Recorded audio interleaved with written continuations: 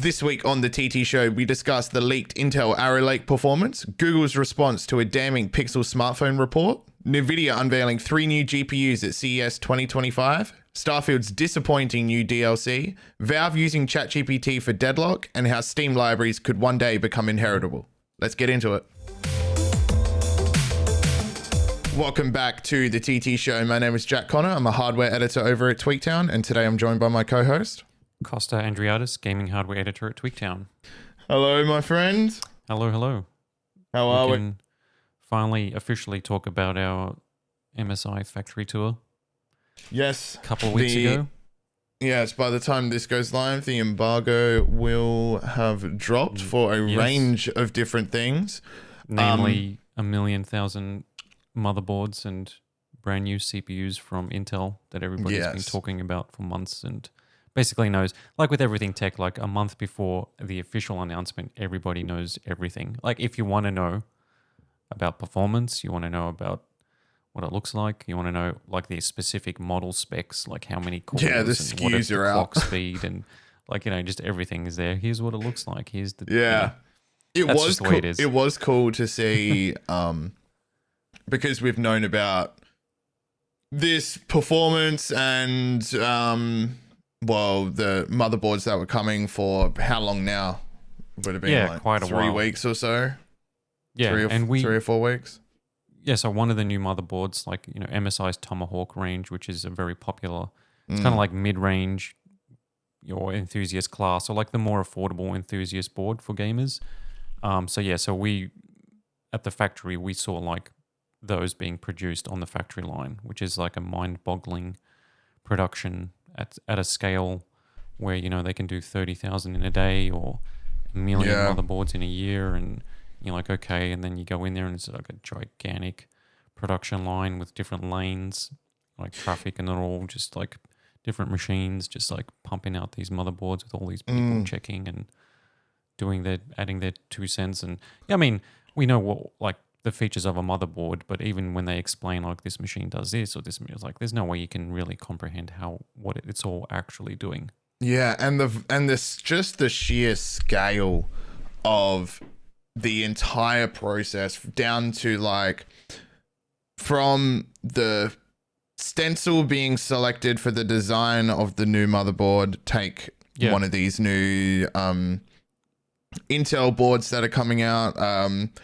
from the stencil to like when the solder is put on to when like the different layers of the board, and then all of the connectivity options down to the box that it's put in and then packed into a larger box with tape, is from start to finish a completely monitored process that is prioritizing efficiency to the absolute maximum. And that was as impressive as the new boards themselves. Like, to be able to organize such a large scale building with so many different parts. Like, think about how many parts of course, if you're into like motherboards and stuff and like PC gaming, you probably would know how many different parts go onto a motherboard. I mean, you look at it and you just see all these little things, and they said there's like hundreds of components. So And it's like weird. So like when a lot of the automated stuff is done, like it looks like old school, like film reels. And like it's just like basically, or like, you know, sticky tape or whatever, like, you know, stickers, like a roll of stickers. But each little sticker is like this little chip or this little tech component, and it gets fed into this machine. It's like, you know, like, you know, automated arms just like placing like these key chipset things down. And then you got like an entire machine that did like a full solder like pass, and then there was like the initial one where it's like printing the PCB or whatever it's doing, like that layer. Yeah, it's printing the circuit, like pretty much the skeleton of the board of where all of the lanes of electricity, like all of the lines, all those little circuitry that you see on the motherboard, like it's just like this full thing that just like basically prints it on. And it's awesome to see a bare PCB and with the fresh stencil on top of it, with none of the little components in any of the designated spots. And then as it moved down the production line,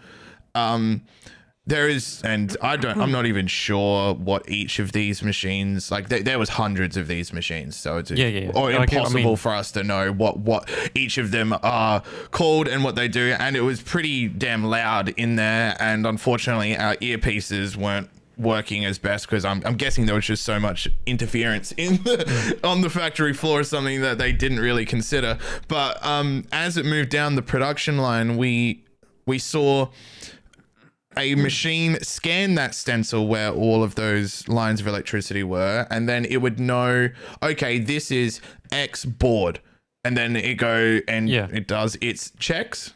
Like every single station down the production line has a check, and if there is any anomalies on the board at all, the production stops on that line, and then like the light at the top goes from like red to green. Green to red, and that's the only time a human gets involved.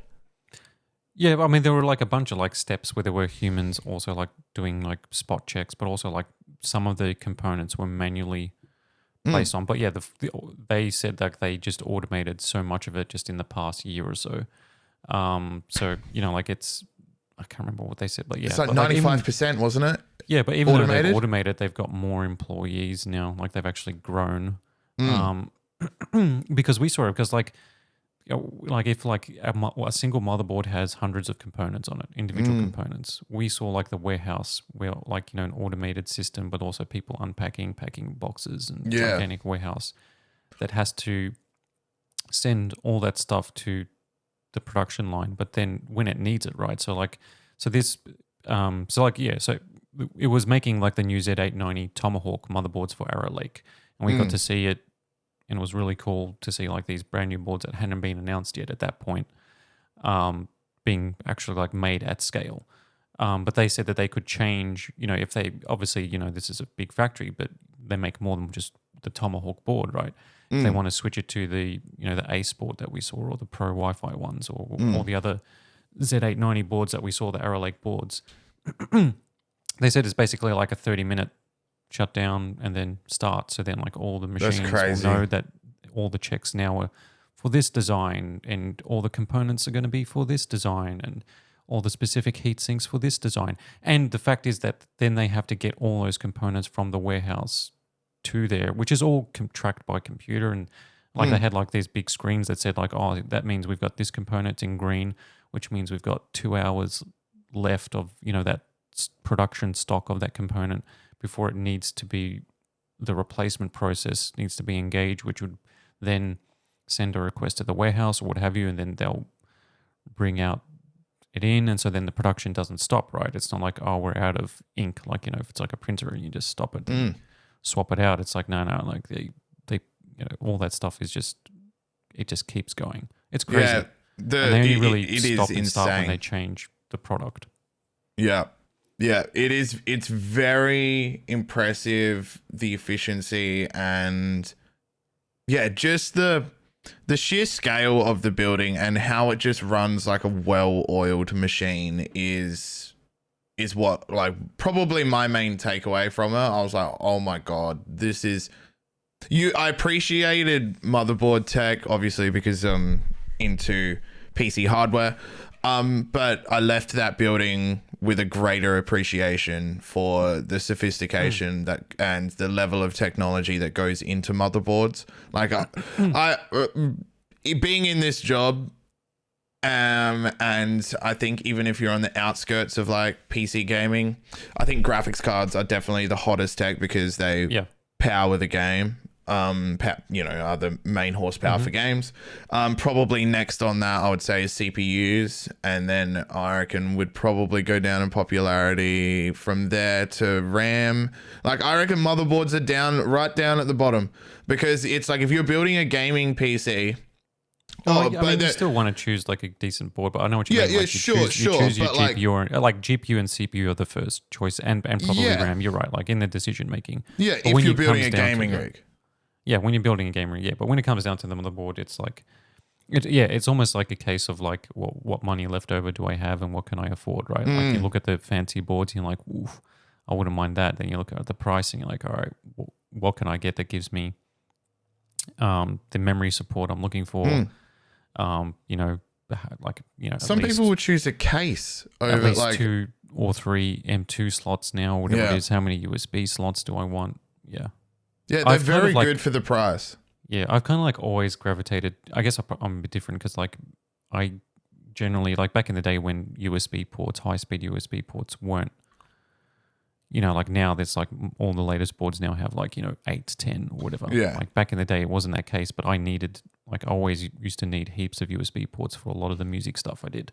So it was like I would have to choose like high end boards because they had the amount of ports I needed. Like, you know, there's like this MIDI controller, that audio thing, you know, like there's like 4 or 5 things plus keyboard and mouse and whatever else you need connected.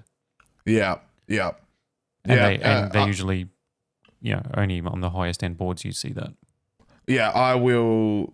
Like, I probably won't have to pay for it, luckily. But I would now, if I'm ever building another computer from scratch with my own money, I'm going to be opting for a higher end board. After leaving the factory tour, I was just like, wow, no, this really does matter. And it is worth spending a little bit more money and saving up for a bit longer to get a better board. And look, MSI's boards, they looked fantastic. I'm sure Asus's factory is somewhat similar. Gigabyte and all of these other brands, all the big players will have I mean, we've covered them or we've seen them at, you know, like at Computex or whatever. All these boards are like incredible. But like MSI's new Z890 boards for Arrow Lake were all impressive. Like, you know, do you want to go through a few of them? While we're talking about them, I've just got some images up here. Reese, can you please put these on screen? And for any of the audio listeners, please go head over to the YouTube if you want to check out some high-res shots of the boards. What one did you want to start with? Let's start with the Pro. A few of them, didn't they? Like in their presentation, maybe we just cover like the main ones that they highlighted. Let's do the Pro Z890-A Wi-Fi because that is my personal favorite out of the ones that they were highlighting on that bench, you know, in the room. Yeah, the ones that weren't on the board, like on the wall, sorry. Oh, yeah. That one, the Pro one looks that's my favorite, dude. I love this sweet, slick design on it. It doesn't look like a gaming board. Yeah, this is the creator board. Yep. Yeah. I'll just rattle off some specs for you motherboard freaks out there. So we got 4 times DDR memory slots, Lightning Gen 5 slot with an M.2 support, of course. Easy M.2 Shield, Frozer 2, and Easy M.2 Chip 2, 5G LAN with Wi-Fi 7, of course. We got Thunderbolt on board, and I'm pretty sure these Thunderbolt 4 ports are capable of 40 gigabytes a second. So, I mean, for this board, that's probably necessary. I mean, if you're shooting in 8K or something like that, where you've got those massive file sizes and you're moving data, like, you know, to external SSDs, etc. And you need that bandwidth. 27 watt PD charging, and this was something that we should definitely highlight, and it is something that you in particular, Kosta, I know appreciate, and something that I can appreciate as well because I've done GPU benchmarking. The Easy PCIe release tool. Yes, Thank you, MSI. Thank you. This is on all their boards. Yeah. Thank you. It is across the entire range, and I'm pretty sure it's on the AMD boards as well. Yeah, correct me if I'm wrong. Yeah, so you put the GPU in, it locks basically. Yeah, and, I'm just going to zoom and so in they've put their quick release button, pretty much in a very easy to access spot on every board. So and it's just like a button that like it tells you when it's locked. So you can have a visual representation. It's like a little lock icon, and then you can unlock it and then just pull the GPU straight out. And it's a very simple process because I mean we're kind of like gone from the days of. It's good that we're gone from the days of having to try and get to the latch. Like there used to be a time, right? Now we go back. Well, cards used to be thinner. Now they used huge. Actually the length, right? Yeah. So like back in the early days of GeForce, like we're talking like, you know, the late 90s or early 2000s, you would put your GPU in, and that little latch, that PCI latch, you could access it because the GPU didn't go past that, right? Like, you know what I mean? Most GPUs didn't, they stopped at that point. And so then they just got longer and longer, and then you'd have to get your hand underneath it somehow. And then they started adding buttons that were kind of in a spot. Yeah. But anyway, like fast forward to now, and now they've like designed, or MSI's new Z890 boards, like they've obviously, that's one. All the easy latch stuff, like the magnetic stuff, like where the heat sinks just pop off and pop on. There's like screwless for the M2 drives, and the Wi-Fi antenna as well. So all these new boards have full speed Wi-Fi 7, so it's like 5.8 gigabits per second, which is faster than a lot of the early Wi-Fi 7 stuff, because that's just based on the new Arrow Lake chipset and Intel's Wi-Fi 7 tech. But yeah, anyway, like, you know, those, even like the antennas, like the screw-in antennas that you screw into the back of your motherboard for Wi-Fi, like that's now just it's still an antenna, but it's like now a plug that has like a special latch to hook on, so you don't have to screw it in anymore. Yeah. They basically called the whole thing like a one system, where it's just like one turn or one button press. And they even tried to say that it's like one hand to install the motherboard if you're building a new PC. But we held it wasn't the godlike, but we held the Ace, which is like the second flagship. So it's probably worth highlighting the Ace and the godlike. I'm pulling up the images for it now. So the Ace is a beast of a gaming board, right? But this thing weighed like a few kilos. Was 3 kilos or something? You're gonna like, maybe you'll it hurt my wrist. It's like technically you could put it one hand. Like, yeah, I don't even but know you what know that what? one hand Technically, you could put any brand of motherboard in one hand. It was just pure marketing, which is funny because it's like you got all this cool stuff and you're just calling it one easy, you know, all this sort of stuff. Like, you know, it's just one hand, one click, one push. It was one really button, funny. Like for their BIOS as well. Like, you know, one but like, you know, just like easy access basically. Yeah, when they said it during the presentation, I just looked at you. I'm like, yeah, no, I think everybody was just like, you know, they just went full marketing mode and said, and also one hand to install to build. It was like an immersion breaking moment. It was because everything was so interesting up until that point. It was kind of like I had the same reaction as if they broke out into like song and dance. Like, you know, when, you know, like in Spider-Man 3 where he just randomly starts dancing around like the poles and stuff because he's got like the black suit. Yeah. That's what it felt like. It's like, oh, look at all this cool performance. Look at all these sick new boards. And then they're like, you can put it in with one hand. I'm like, wait, what? What do you? I mean, like every other piece of tech. Imagine if NVIDIA's new 5000 series was like, you can put it in one hand. Yeah, you can try. Like the 4090. I mean, sure, you could. I mean, you can do. Sure. Yeah, but like you're just handicapping yourself, really.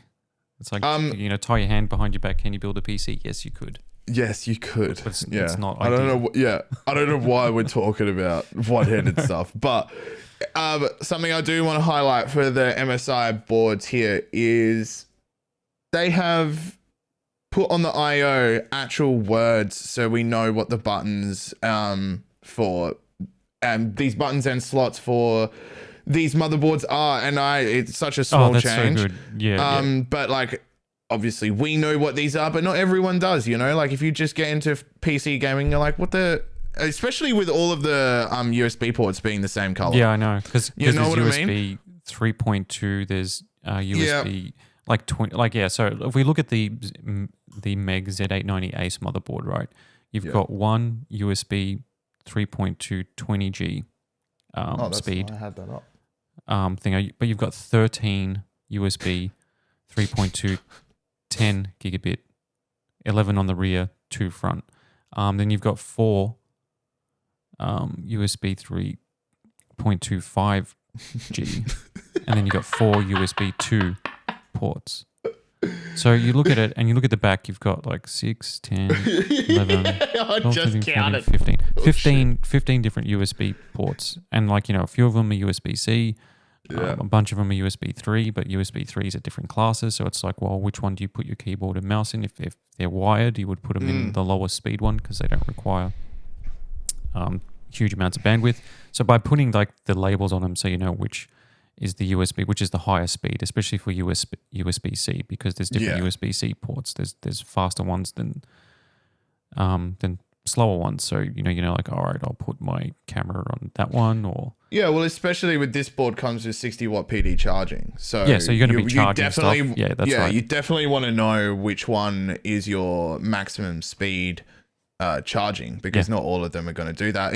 Again, look, such a small change, but it seems like a no-brainer. Like, so you know what I mean? 2 USB 4 ports on the rear as well. So USB 4 is standard on it, so that's on top. That's included as well. So those have to be clearly labeled too.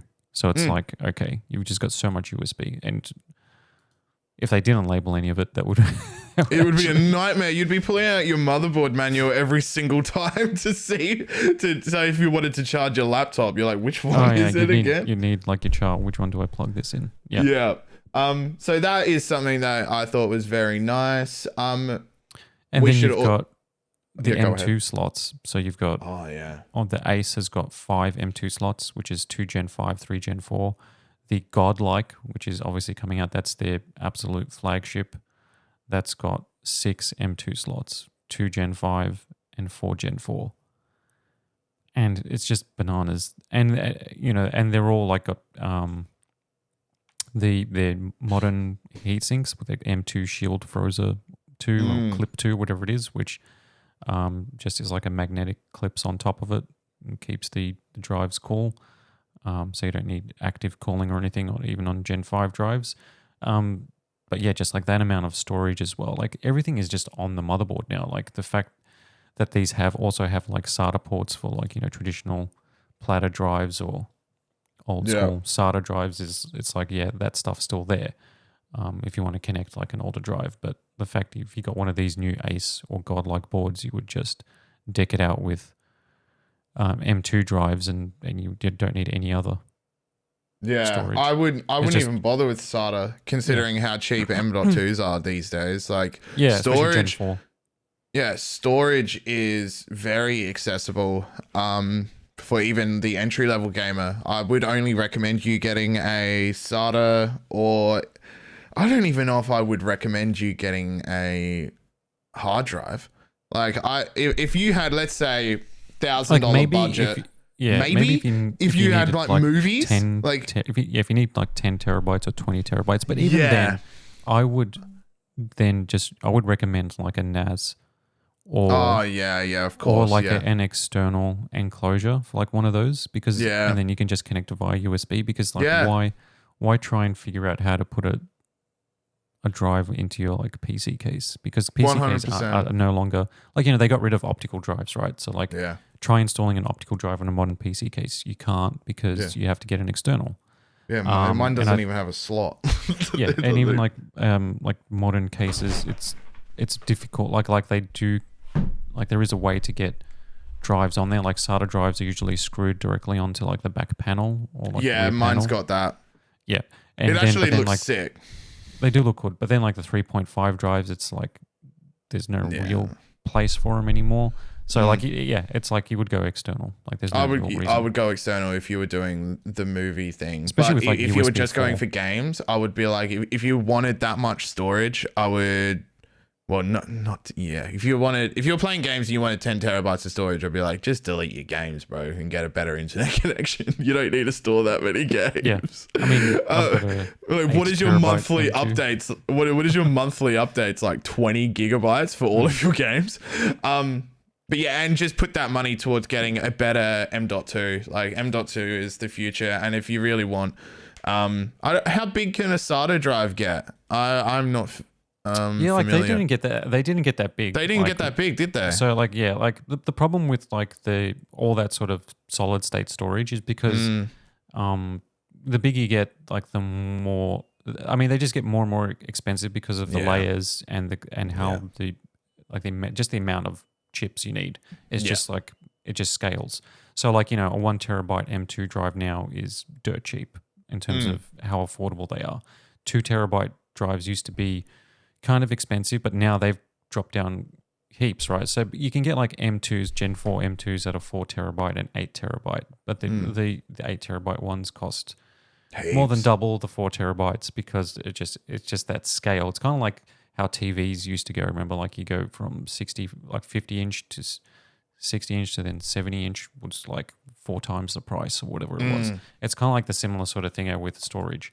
And it was the same with SATA, but like the old school platter drives, the 3.5 inch ones, like you can get, 10 terabytes dirt cheap now, or like 6, 8, 10 terabytes. If you need just like pure storage, I would just get one of those and get an enclosure and then connect it via like a high-speed USB 3 enclosure. Yeah. You're going to get basically the same speed as one of those platter drives installed internally because they're slow. Anyway, it's like, remember like gaming on a PS4 or Xbox One, right? Yeah. Like, the jump to SSD was immense, dramatic, right? Like laptop drives, like those old laptop drives before laptops went to M.2 as well, or SSD. Remember how slow those laptop drives were? Like, it's just... Well, you're going to need one of these new MSI motherboards. Yeah, the Godlike looks nuts. They didn't have the Godlike on show because that one's coming later. Yeah. But they had the Ace, which is the flagship. That's an absolute monster. And they had the Ace does look nice. And then the Tomahawk and the Carbon Wi-Fi as well. We saw the Carbon Wi-Fi looks great too. That's the one where it has like the MSI Dragon that lights up on like yes, on the main heatsink thing.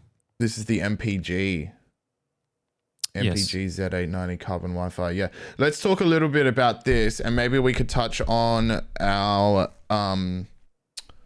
discovered 6-pin on the board. Oh, yeah, 8-pin, I think it is. Yeah, 8-pin. Sorry. Yep. We got some hands-on time with these boards, and as you're bumping around with other press members, we start chatting, and just started breaking down the board, and we have found, and of course it was included in the presentation as well, but I don't think they gave it that big of an explanation on it. That's why we had so many questions about it. If you could just explain this new addition to the board here.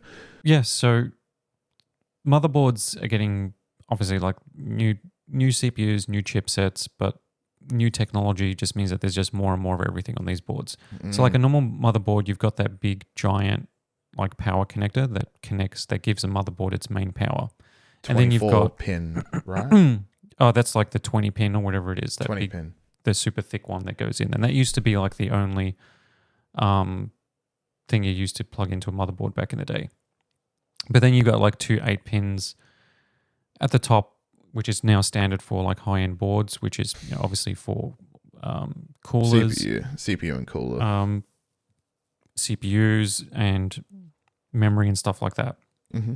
And so now they've got at the very bottom of the board, and it's a different color as well. So it's like it's kind of like gray on all these, or like a different charcoal, or like it's a slightly different color in most of them. And it's like another PCI 8-pin connector, which is basically right at the bottom of the board, where you have like the other PCIe slots.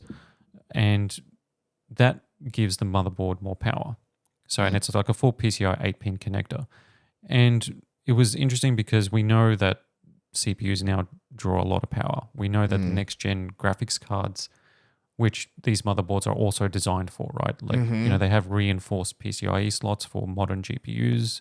They know what sort of power profile next-gen graphics cards are going to have. Like, obviously, they didn't tell us, but, these are designed with the 50 series and then RDNA 4 and whatever else in mind. So those GPUs are going to draw a lot of power. The CPUs draw a lot of power. And we kind of like, you look at it and you go, okay, is that to give the GPU additional power? Is it to give the CPU more power? Why is it? And we spoke to, a couple of the key MSI engineers, like the guys that were designing these boards or leading up the projects to design these boards. And they said that it's not for one thing specifically. And he put it best. He goes like, let's say you've got the Carbon Wi-Fi board and you've got 4 DIMM slots all taken with memory. You've got one of the new flagship CPU in there. You've got, let's say, a 5080 in there in January or February. You've got all five M2 slots taken up with one Gen 5 high speed SSD and 4 Gen 4 SSDs. And then you've also got USB-C connected at the back, and you're charging your phone, let's say. Oh, yeah. You're doing all of this. No, from you're charging a laptop. Right? Yeah, you're charging a laptop. That's because this got 60 watts. No, I'm doing a rough estimation, 800 we're at now, maybe. Yeah. And so you're doing all of that, right? And you're doing all of that at the same time, simultaneously. Like you're gaming, let's say, you're charging, all the RAM's being used. You're at full load. Of the drives in the background, you're copying from one drive to, like, you're doing stupid things, right? You're using everything on the board. Like, you don't need to do all of that, but you're using absolutely everything. You don't even know how to use your computer. You're just doing stupid things. Go on. Yeah. So essentially, that is to ensure a more stable power delivery when it's required. Yeah. It essentially gives the board extra watts for essentially headroom.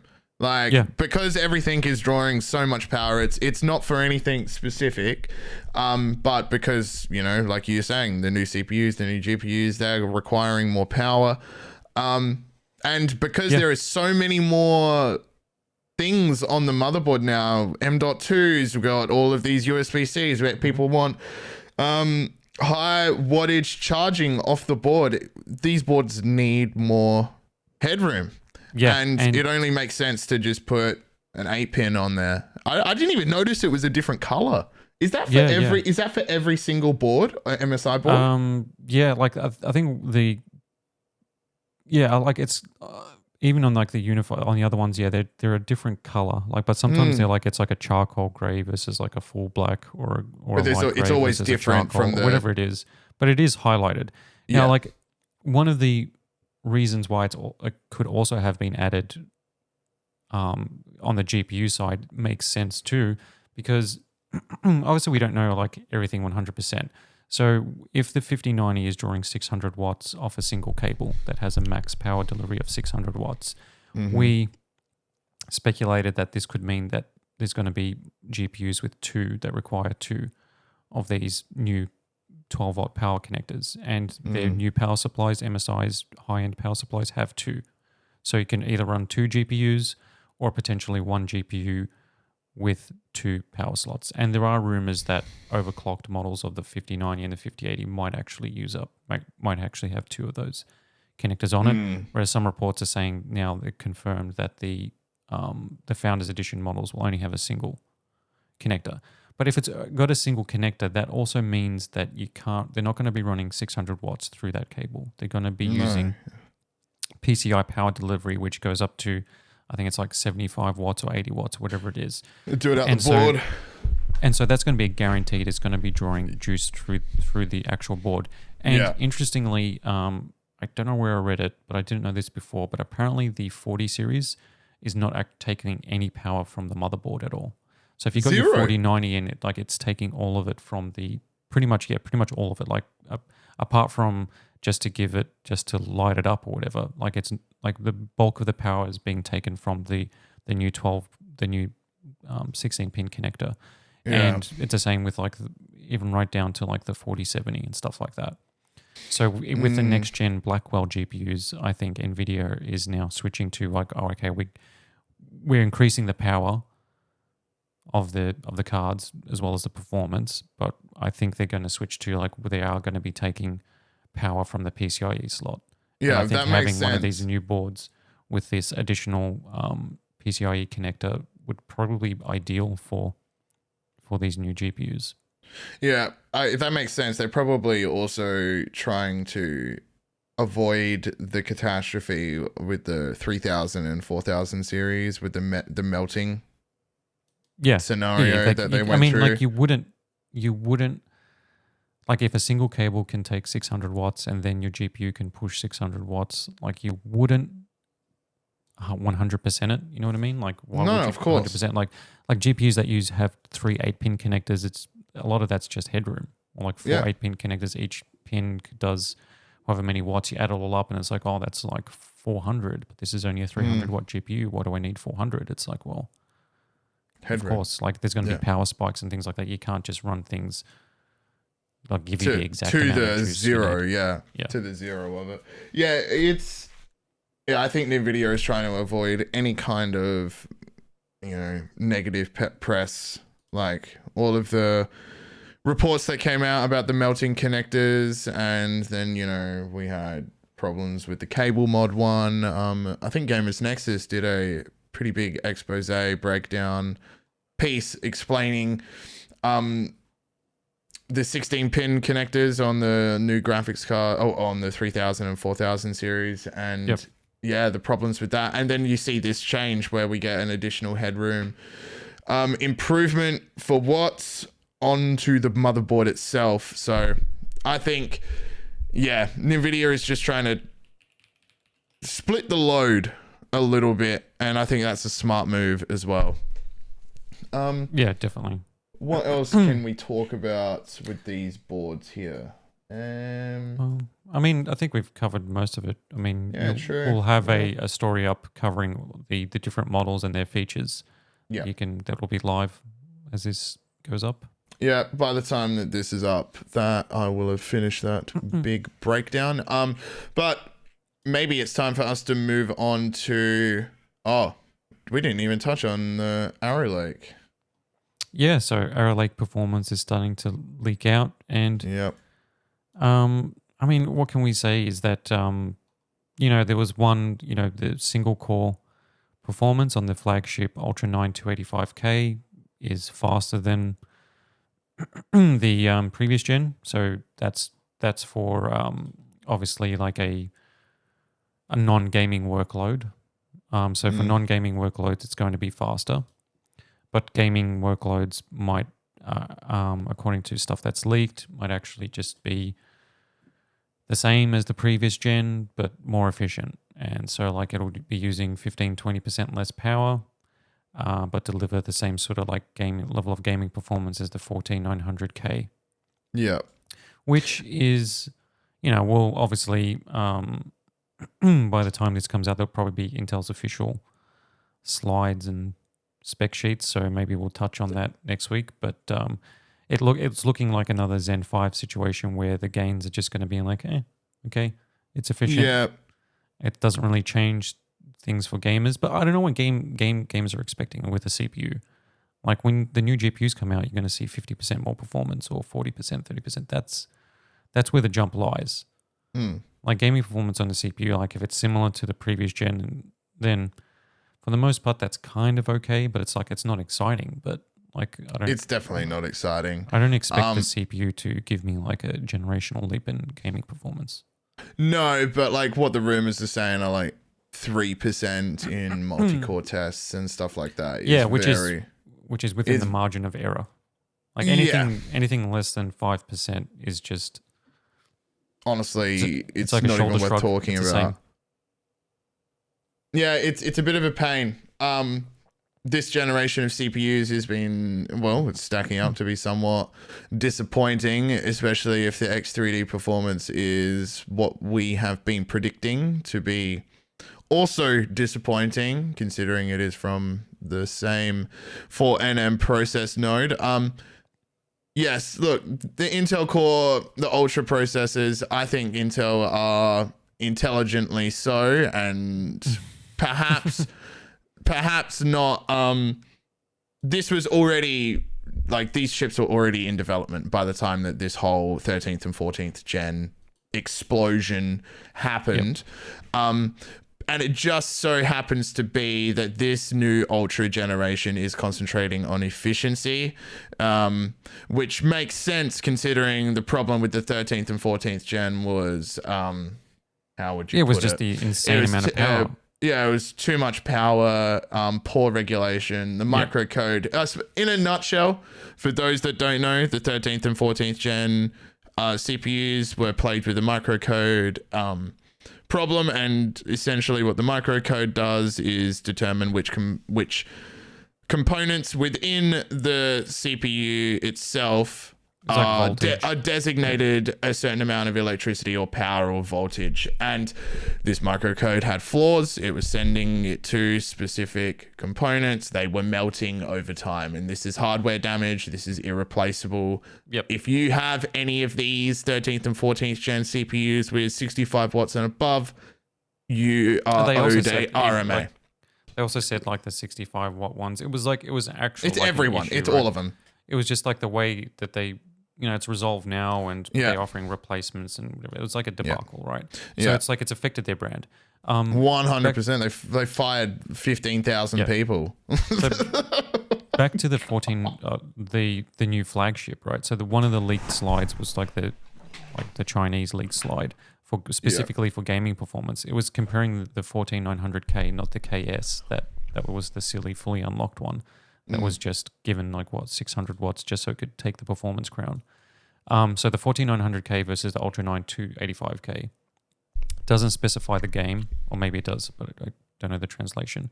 On the 14900K, 264 FPS. This is an Intel leaked slide with a power of 527 watts, which might be the full system power of the CPU and the thingo. I'm assuming. Wait, 500 what? 527 watts. That can't be just the CPU. Weren't they aiming for 300? Yeah, well, that's probably just they took the full system power. And then on the new flagship, the Ultra 9 285K, 261 FPS, so actually slightly lower performance, and a power of 447 watts, so 80 watts less. So it's not even a drastic decrease. Yeah, okay. So it's it is and it isn't, but it's an improvement because the power just went so crazy with Raptor Lake that there's only one way to go after that, really. You have to go down. You can't just go Yeah, did the clock speed change? The clock speeds, I think did they increase as well? No, I think they're around about the same for the new Ultras because they're 5.7 gigahertz for the flagship. They boost whereas to what, the 14900K was 5 point something as well, but that could boost to 6 with the KS. Yeah. They boosted it. They boosted it to 6 by just pumping insane amounts of power into it. Yeah, and that went super well for them. So it's not really surprising to see an efficiency generation come out, considering they said the lack of efficiency on the previous two generations turned into 15% of their stock price being deleted and 15,000 people losing their jobs. Some of the game specific game benchmarks, it's like F124, it's 7% slower on the new flagship versus the 14900K. But in F123, it's 15% faster. So it's it's all over the shop. Obviously, these are cherry-picked results, and I don't know what half these games are really. Like Cyberpunk 2077, the 14900K and the Core Ultra 9 285K perform exactly the same. So there's no difference. Really? And I think, and if that's what they're saying, then I think the reviews will probably reflect that gaming performance is basically the same as the previous gen, but it's just using less power on average. And it doesn't break after 2 years. Well, that we don't know. Go out and get your Intel Core processor today. Well, not today. By the time this goes live, you'll probably be able to buy one and then start stressing about it breaking. So yeah, what I'm most interested to see, because this performance isn't not very exciting at all. Let's just say it out loud. What I'm interested the most is to see the adoption rate for this new generation. Because as we were talking about last week, and you would have seen, there would have been 3 podcasts went live last week and over the weekend, the start of this week. The AMD's 9000 series is the least adopted generation of CPUs since Bulldozer. And that is horrible for them. It just shows that their performance compared to the 7000 series really wasn't all that didn't warrant the upgrade, especially for the enthusiasts. The 7800 X3D is still king right now, Yep. like for gaming performance. So I want to see if Intel's massive brand here and breaking consumer trust with the 13th and 14th gen problems will result in a similar kind of scenario for them. Yeah, definitely. And also, like, when we see what the 9800 X3D, how that how that actually shapes up, because early leaks are also showing that the benchmark results, or performance will be like where it's actually made again is like with the productivity side. So like the X3D chips were always great for gaming, but like a step behind if you're using Blender and if you're just doing a Cinnamon, if you're doing those sort of productivity multi-threaded benchmarks, tasks, yeah, like it wasn't as good for those, but like gaming it excelled because that's where Vcache comes into play, like cache, and as we've found on GPUs, like having that, more cache or higher bandwidth memory, like it actually affects performance. So like apparently that's where the gains are for the next gen 3D chips, like for productivity, but the gaming performance might actually just be the same or just only slightly better, which would be another blow, I think, for AMD. Like if that turns out to be true, because that could be like another round of like just stick with this 1700 X3D. Yeah. I'm also interested to see when reviewers get their hands on these, and I'm sure they already have them already, and they've probably had them for the past couple of weeks. The new chips, Arrow Lake. they like Igor is going to delid this thing within seconds and just put it under the microscope. All of these chips from Intel are going to be so scrutinized by reviewers purely because of the 13th and 14th gen problems. Reviewers are going to be looking for anomalies within the microcode. This is going to be, and this is my professional opinion, I suppose, the most scrutinized generation of CPUs from Intel, period. In my time doing this job, and in what I would believe is recent memory. No, there isn't going to be a generation more looked at than this one.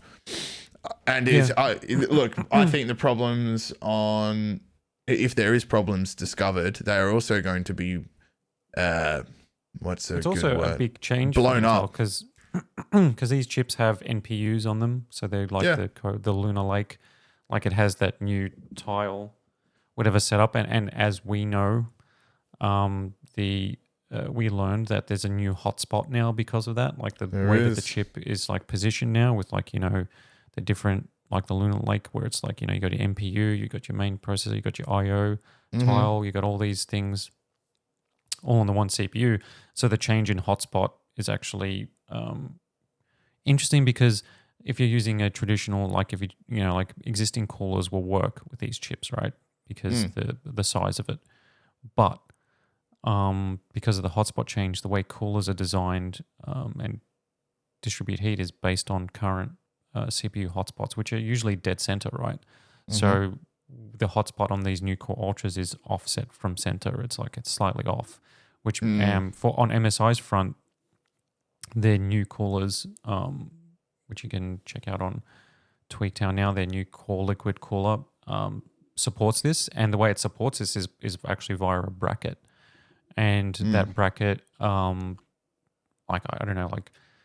takes into account the new hotspot specifically for Core Ultra CPUs, and that bracket makes the AIO cooler more efficient. We can't specifically show full data because this was all based on engineering samples and things like that. But it is like, let's say 4 or 5 degrees cooler or whatever it is. Like it is like a noticeable difference in temperature. So like if your GPU, if the CPU is at like 85 degrees, let's say theoretically, with the new bracket and new cooler, it'll be that takes into account the new hotspot, 80 degrees instead, which is significant. So that's like an interesting change as well. Like, so not only do reviewers have to obviously, take into account how much power is it's using, look at the stability, like take a really close look at stability because of the issues with the 14th gen. They're also going to have to look at temps and then also factor in the new hotspot talk about what that means for coolers, and it's going to be an Do interesting. you think that the hotspot being off center is an indicator of instability? I am not a CPU architect by any means. No. It's just the way that the tiles are set up now. It's just actually just shifted because like the main, when you're on your PC, like the main CPU cores or the performance cores, the E cores, it exist, in that spot, right? So now because they've got like the new tile set up, like which they introduced with Lunar Lake or the Core Ultra series for mobile, it's like you got your I/O die, you've got your and the NPU die, and then you've got the actual main CPU thing, and the way that it's laid so out. the multi-chip module, Yeah, so it's not like that the CPU thing's in the middle and now the other two things go on either side. It's like, no, because that's the biggest part that's now in the top right. So then you got the I/O stuff here, and then underneath that you got the NPU. And the way that it's arranged just means that now, okay, so the main CPU stuff, that's the stuff that gets the hottest for the most part when it's being stress tested. That's now off center, or that's now like up here a little bit.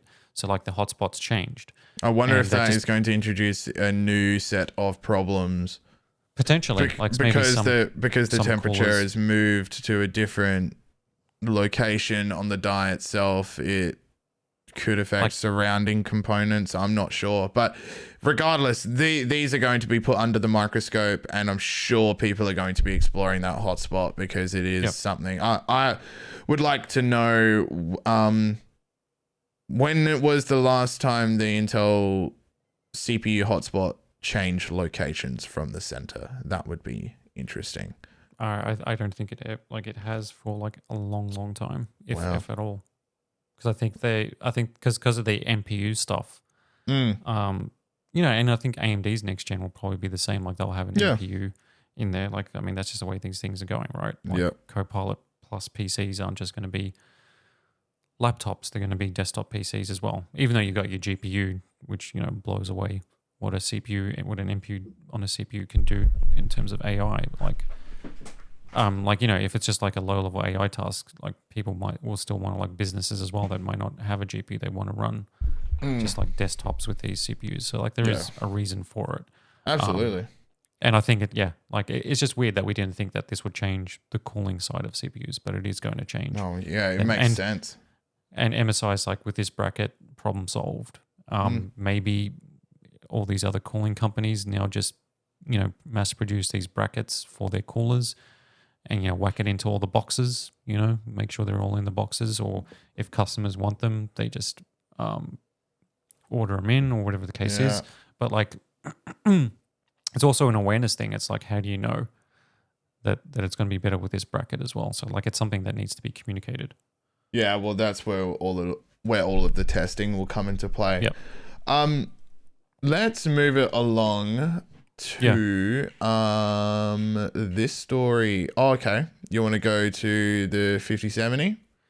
Yeah, we'll do this quickly. So this one is just because it like gives me a little bit of anxiety as a GPU reviewer. Like, I already know that the 5090 and the 5080 are coming at CES or sometime in January, which means exciting new GPUs to benchmark. But a new report is also saying that the 5070 is also coming. And so the 5070 which is interesting because the 4070 is selling like hotcakes. So I don't know why they would launch a 5070 so soon. But if it's coming in January, great. Maybe it's just going to get announced in January and come later. But they've never really released the 4090, 4080 came out like in September, October, or October, November. And then the 4070 came out like in April, months later. And it was the same with like the 30 series. It was the same with the 20 series. So this is interesting. Obviously rumor. So, take it with a grain of salt. Yeah, grain of salt. So what we do know is that the 5070, at least the specs, the rumors have confirmed the specs as well. So it's got 12 gigs of GDDR7, the new memory, clocked at 28 gigabits per second. So even though it's the same memory capacity as the current 4070, it's not going to being bumped up to 16 gig, which is disappointing, but it is a 33% increase in memory bandwidth, and memory bandwidth that's big, does improve performance. Even though it's on a 192-bit memory bus, the bandwidth is increased because it's got the ultra-fast GDDR7 memory. That's the key thing. Just if it to was stop you there for a GDR6, sec. that would need to be on like a 320-bit bus to get that speed, or whatever it is. This could be a 4K 60 card. Depending on the performance, if it hits 4080 levels of performance, yes. That's what I was thinking. Especially with that memory increase, that'll be specifically memory but bandwidth increase. That'll be 12 specifically better at 4K. Yeah, the 12 gig could be a limit though there, because 12 gig is kind of like Oh yes, of course, 12. Yeah. some games you kind of need like 13, 14 to max things out at 4K. So you might need to tweak. So that's a little bit disappointing. We know that also what else has been leaked is the power. So it's 250 watt card compared to the 220 watt of the 4070 Super. And based on all of that, we know that it's going to be like a pretty decent GPU, like based on those specs. Obviously there'll be things like DLSS 4 that we don't know about. We don't know actually what the RT hardware inside these GPUs are going to look like in terms of like, is there going to be an overhaul in certain things to boost performance even further? But outside of that, it looks like you got your 5090, which is going to be an absolute monster. Then you got the 5080. In terms of like performance, so the 5090, from what we're hearing, is about 50% faster than the current 4090, which is insane. Or even if it's like 40 to 50%, it's just going to be a crazy Halo product GPU. Huge increase. So the 5080, which will probably be which hopefully becomes the most popular one, because the 4080 kind of felt like an in-between that didn't make a lot of sense. It's like, well, the 4070 is super popular, and if you're going to spend this much on a 4080, you might as well just go all out for the 4090 or whatever the case is, because it was like a big jump in performance. This time there's going to be a big jump in performance, but if the 5080 hits its performance target of being about at least 10% faster than the 4090 and doesn't increase in price compared to the 4080, fingers crossed it drops in price slightly. If it does that, then it's going to be like, oh, I can get a 4090 now. Yeah, for like 30% off. Yeah, what would that be? That'd be 40% like 40% off. It'd be like 1100. Or it'll be 1,999. Yeah, 999. Yeah. Yeah, versus 1,600. Yeah, so this is like that's like a big discount. So that could the reason that could become super popular is because of the price and the performance that you get. Yeah. Fingers crossed. But Nvidia has no competition, so they don't have to they don't have to go all out with that sort of stuff. As we were talking about. And then the 5070 will be very fine-tuned to hit a very specific performance target. If that performance target is the 4080 and the 4080 Super, okay, but I think it should be that at a minimum. And that should maintain the $599 price of the current Super, and hopefully $499, but not go any higher. And then that'll be pretty good as well. Maybe they're just going to announce all three at CES, launch with the 5090, 5080 first, and say that the 5070 is coming in like March or April. They could do that. Having them all launch at the same time, which is what the report indicates at WCCF Tech, would be kind of crazy, because the 4070 is dramatically increasing in terms of like market share according to the Steam hardware survey. But there could be reasons why they getting it early is because the move to GDDR7 means they don't have to deal with the current memory shortages that there are for 6X that they're trying to deal with because of all the AI boom and AI chips.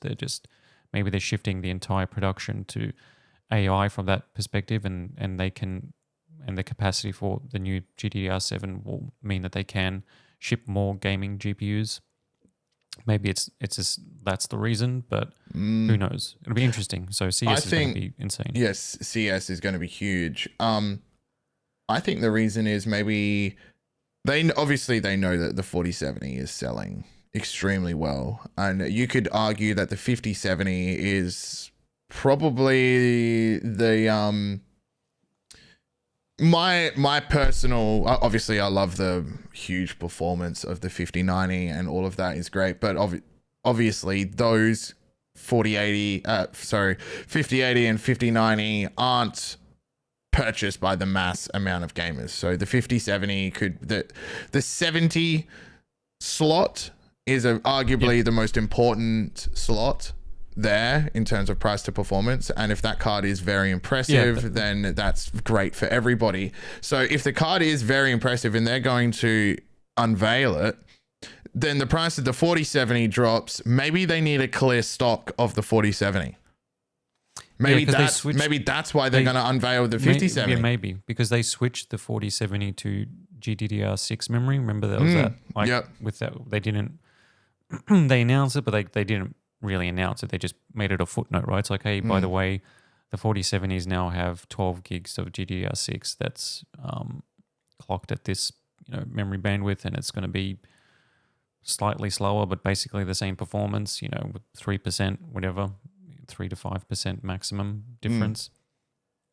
So maybe like that makes sense then, because it's like, well.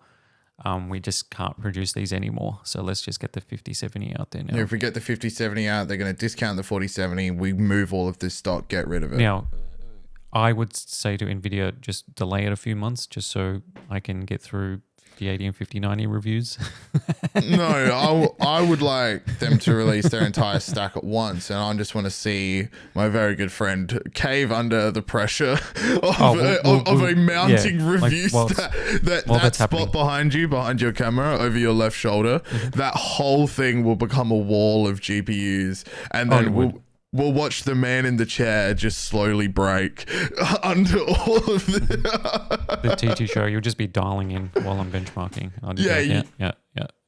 Yeah, you're running benchmarks while we're doing the show. That's actually not. Look, if we wanted have to be the case. Yeah, if we wanted to show off some cool scores, that is something we can definitely set up. And if that is something that you guys are interested in, let us know in the comments below, because that's not too hard to get going at all. Live benchmark runs. Yep. Yeah, that's we used to do it on lives, me and Anthony, when we were doing like an MSI live stream and stuff like that.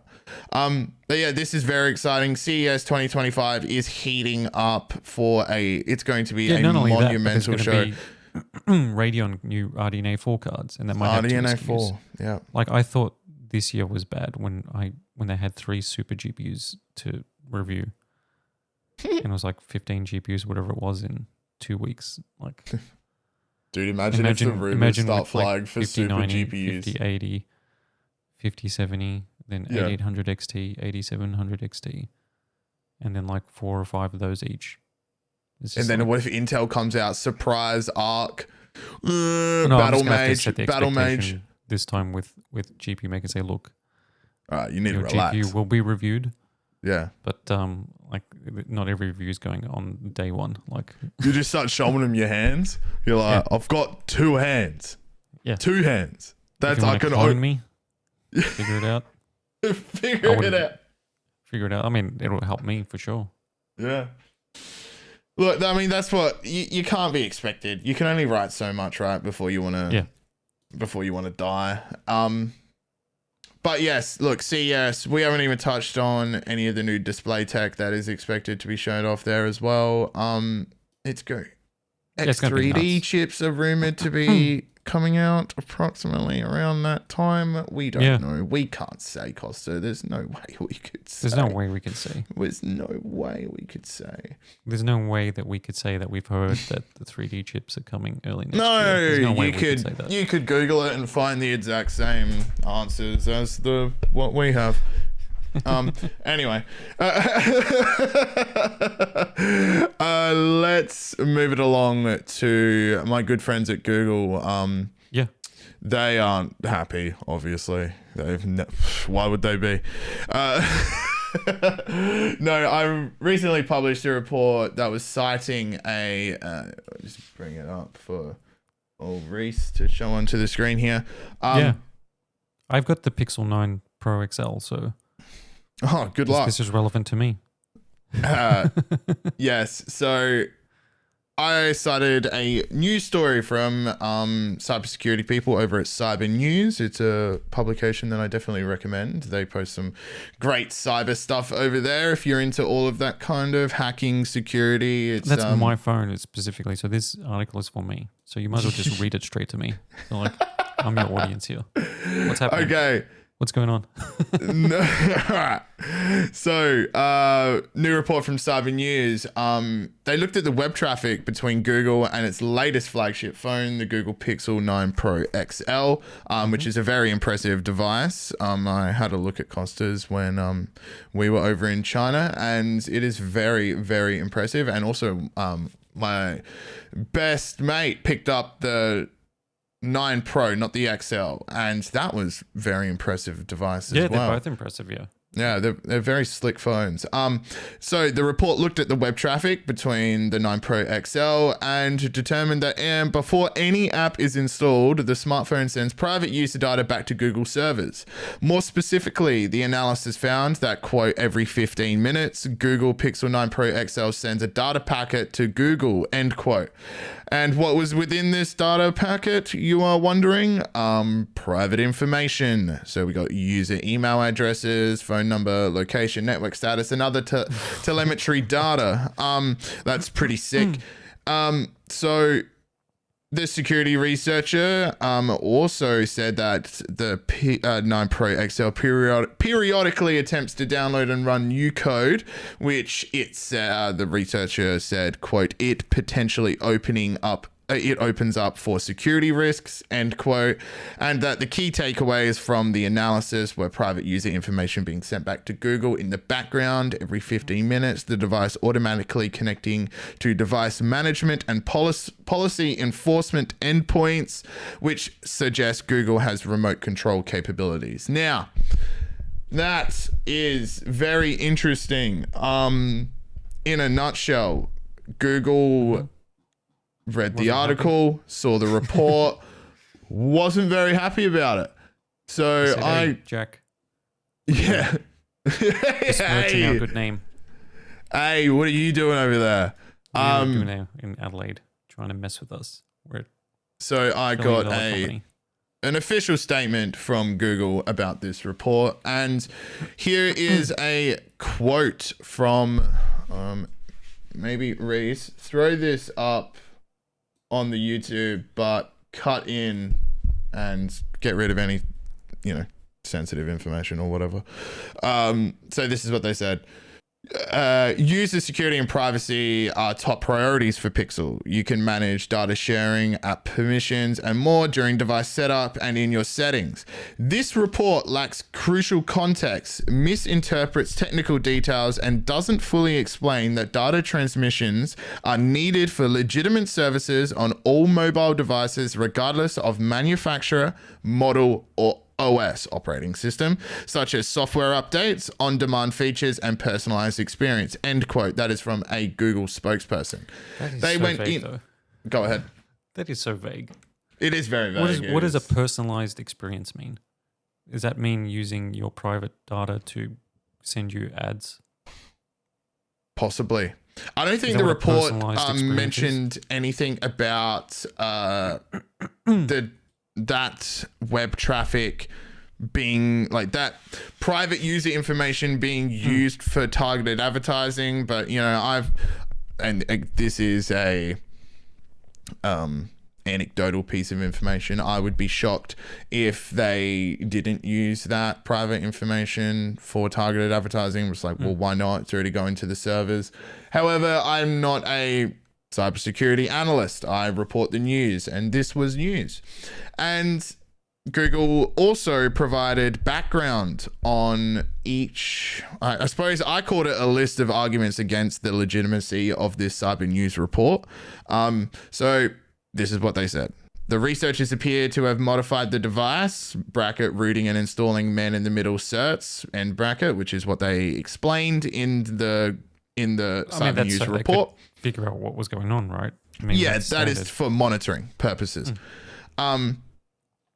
So this, again, Google continued and said, so it is difficult to recreate these scenarios. These conditions could trigger unintended data checks.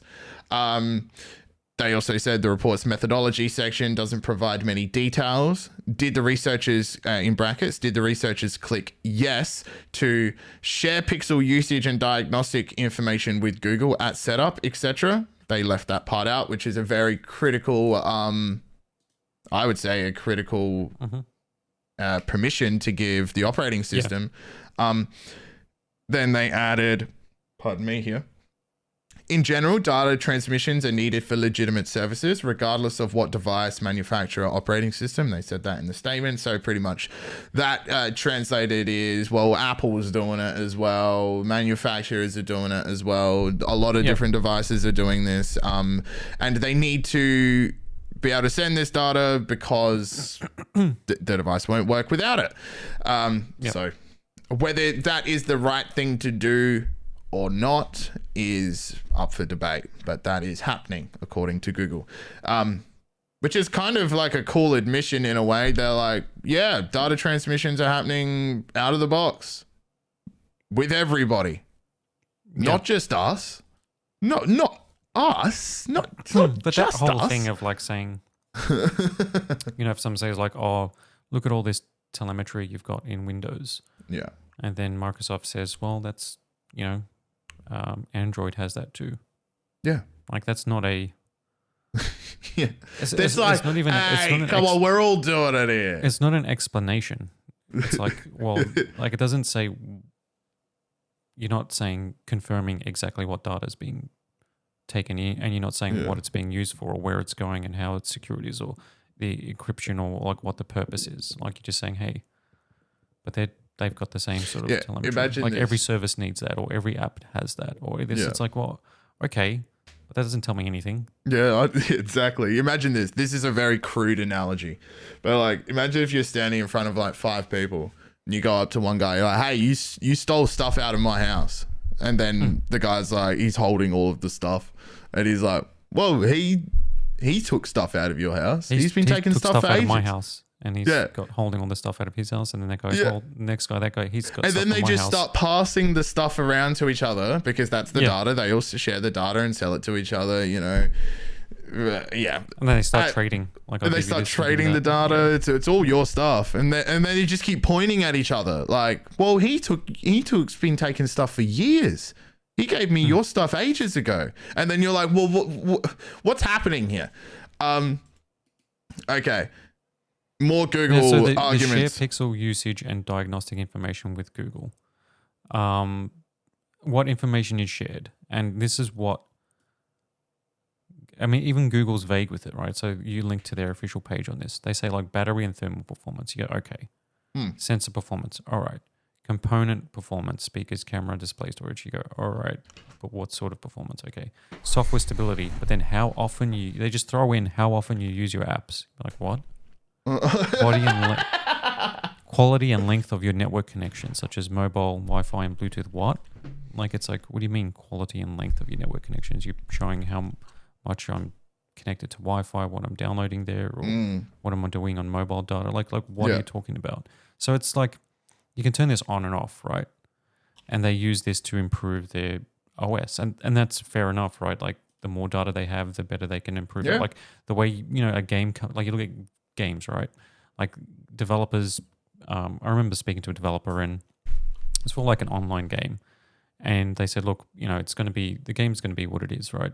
But we know that if we've got 300 people playing the game, and then there's 300,000 people playing within the first week, like, that doesn't, like, we can't like figure out what every issue. That's why we have to be on our toes. That's why we have to be able to do a patch within, the first week or the first 2 weeks while we plan for that, while we can do hot fixes on this. What can we do on the server side versus that requires gamers have to update the game? It's like, because the amount of data they get from that amount of people playing a game is just magnitudes higher. So the reason why, Google and everybody else have this is like, would you want to share your data with us for diagnostics is true, right? It's like, that's how you make it better. That's how you update and squash bugs generally. But that doesn't answer the question of why do you need private data? Like, why are you taking my email address? How does this help you diagnose issues, right? Why do you need my name and birth date and specific location and what I ate for breakfast and where I went for lunch and what I was watching on YouTube and then what I did? Like, how is that going to help? Like, if that's part of it, then say so and then say, why do you need it? Like, that's the explanation we need. It's not the fact that, oh, we saw this app was using way too much battery power, so we're going to get in touch with that developer, or it's their own YouTube app, right? And it's like, oh, we can optimize that. Let's get a fix out. Fair enough. But, like, it doesn't, they're not admitting to exactly what they're taking and how they're using it. It's very vague, and I think a lot of the problems come down to the wording. Is if it was completely transparent, users wouldn't. If I knew what I was giving up and I could trust that it's no more data than what I'm agreeing to, then I wouldn't have a problem with this, because I understand that for me to get convenience through technology, most of these things need, and most of these devices, pieces of software, they need to know about me, and for them to know about me to benefit my life through technological advances, I need to give up some of my privacy. They can't help you unless they know about you. Let's talk specifically Gemini, AI software, etc., etc. If you want an AI personal assistant, it needs to know about you. It needs to know where you're going. It needs to know like your routine, etc. Just as if it was a normal human assistant. They would know when you pick up your groceries, what you drink from your fridge, etc., etc. You need to give up privacy for tech in most cases to help you in your life. Great pieces of tech, innovative pieces of tech don't require this. But unfortunately, we're heading into more of a performance has kind of, at least in the smartphone realm, like phones have like 16 gig of RAM now. I don't think we're going to ever need more than 16 gig of RAM, or like the general user isn't going to need this. Cameras are we're now shooting like 4K 120. It's like performance like it feels is like not we've hit. Every phone for the last 5 years it almost feels as fast as the one now to the average user. Me and you would probably be able to pick it up, but my mum doesn't notice, if you know what I mean. It's like no one's buying their new phones now because their phone is slow. It's because they want a better camera. It's maybe they've had their phone for so long that it's now not working, as in the battery is gone on it. You know what I mean? So for especially this generation of like, you got the iPhone 16, a massive marketing part of that was Apple Intelligence, and with Apple Intelligence, that's how you sell it. That's the direction where we're going with these devices. It's not, people aren't upgrading now for raw performance because the last device was slow. That's hardly ever the case. Is they're going to upgrade, or they're going to wait until their phone is upgrade cycles are longer. They're going to wait until their phone is in a state where it's pretty much unusable, or a new piece of software that is going to. They've like, I think phones are a little bit different, right? Because of like the phone plans and stuff like that. So it's like every other year you've got X amount of customers that are just going to be upgrading, and they're going to be more willing to upgrade if you have a new device. So that's why they just keep pumping them out every year. Is that it's just like phones are just like so interchangeable and disposable. It's kind of like disgraceful almost. It's like, it's just so wasteful to refresh a product line every single year. Like a full stack thing. It just doesn't, I mean, that's the way it is, right? Yeah, like, Apple is moving away from that. There was reports this week from Bloomberg's Mark Gurman, who said Apple is hopefully going to be angling their company towards I think it was a biannual release of their products. So we're going to see like every maybe a refreshed new. Oh, that's also some news. Speaking of Apple, is at the end of this month we will most likely be getting, according to Gurman, a new M4 MacBook Pro lineup. And a bunch of new hardware is coming out from Apple. But yeah, included in his report was the shift towards like, I think it was a biannual, a once every like 1.5 years. So 1.5 years or like 2 years kind of release thing. Then biannual would mean they're releasing 2 every year, right? Yeah, I think so. Yeah, no, they're actually widening the gap between refreshes and launches, which is good because then we'll get some of that old school Apple innovation.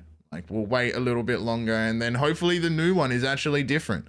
You know what I mean? Like, back in the Steve Jobs era where he was innovating and taking massive risks, like Apple was kind of moved away from that. I mean, I suppose you could say the Apple Vision Pro is a big risk and, one that didn't necessarily pay off too well. The thing is, like, it didn't pay off. What VR or AR or metaverse is ever going to pay off? But yes, let's bring it back to the Google story just to round this one off. Google isn't very happy. They completely refute this report and poke holes all through it. I will be updating. Yeah, well, I mean, of course, it's not really shocking that they are coming out and against a report that is claiming that Pixel smartphones send private user data to Google every 15 minutes. That isn't surprising. But any additional reports covering this exact topic I will be covering myself, and then I'll be informing you guys within the coming podcast episodes. But let's move along to the next story on the menu. Yeah, there's only a couple of quick ones left. Yep. We got Starfield. So, yeah, this is disappointing because I was hoping. Is it surprising though? One year later, right? So you got like an expansion, right? But like they were positioning this expansion as like Fallout 4's Far Harbor expansion, right? So Fallout 4, one of its main like big story expansions was called Far Harbor, and it took you to this bespoke island off the coast of where the main game took place, and it's like one of those like seaside towns where it's like gloomy, like fog, and some sort of weird like radiation thingo. And you had 3 factions. You had the synths, which are like the robots. They didn't know that they're synths.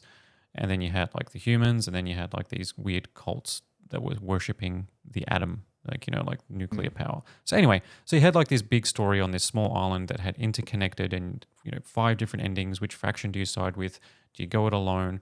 All these like cool side quests as well. And it was like this self-contained, like 20-hour sort of experience that had a brilliant story, super memorable side quests, memorable location, memorable characters, all that. Like it was probably Bethesda's best expansion and best storytelling, I think, across all their Fallout games at the very least, and possibly even Elder Scrolls 2. So when they were talking about Shattered Space, the DLC for Starfield, I got excited because they said, it's going to take place on a single planet. All the locations are handcrafted, so it's not like Starfield where it's one thing about Starfield that got criticism is that the exploration was a little bit meh compared to Skyrim and Fallout because you had all these planets and it was just a handful, the handful of areas repeated or whatever, and it's just like procedurally generated. Sure, you've got 1,000 places you can go, but none of them were as good as Skyrim or the Wasteland in Fallout because of the exploration was one of the key things that it was disjointed. You were plagued by loading screens as well, yeah. And so like if you got a single location, and then they even said it's like Far Harbor, this is like about story and choice. I'm like, that's going to be cool. Like this could be like a really cool sort of like similar 20-hour experience with all these side quests, like a cool story all in a single location, and it just feels like you're in like almost like a spin-off movie, right? Like, Far Harbor, like these sort of expansions for games is like it's like this other new story. It's almost like a sequel in a way, but not really. It's just like more like a spin-off to this main game. And yeah, your story tells a different. The result is something. It shows that their expectations were far from met. Yeah, so that's what my expectations were, and that's probably why. No, but really, did you honestly think that this was going to do well? There's no way that you actually thought that this was going to do well. If it was like Far Harbor, if it was like, I think based on what I'm hearing is that it's like the main story is pretty short. There isn't much. No, but Kosta, no one's playing this game. You need players to play the game to buy the DLC. It didn't move the needle, no. No, it barely did anything. There's no one playing this game on a good day. What the problem is is this game is a bad game. This is just a straight up bad game. It's not a bad game. It is a bad game because there's 14,000 people playing it. And when they first started playing it, it was like... Oh, but that number drops off dramatically every single time, though. Sure. But does it drop off like the one... Like, in Starfield? Cyberpunk's was 1 million and then down to it's still there's still people playing, but it's it's dropping below now. Fallout 4 I think had more players when the TV show came out, that received that bump from that. Skyrim still has the same amount of players, I think, or that's a 14-year-old game or whatever it is. You're arguing for my point here. yeah, I know, but it's not like nobody. It's actually sold. The game has sold really well, though. Yeah, but that doesn't people have matter. bounced off it. That's the problem. Yeah, because and they it's haven't a bad done game. enough to keep it back. It's a bad game, man. The market is indicating that this is... I mean, I didn't purchase it, but I know everyone purchased it. And thinking that it was going to be this incredible open world experience, which Bethesda and Todd Howard were touting this entire time, and then everyone got a disjointed loading screen experience with hilarious character models that performance issues. This is a failure, I would say. And what is funny is that Bethesda keeps saying that it's got it was their most played game ever. It's but it's no one's playing it now. Yeah, at launch it was massive. Right? Yeah. That's saying that doesn't even make sense. It's because everyone fell for your marketing, and then when they got the game, they were like, "This is garbage." And now look at how many people are playing it. You released the biggest DLC for your new flagship game, and it didn't even move the needle. It went from 11,000 concurrent Steam players to 14.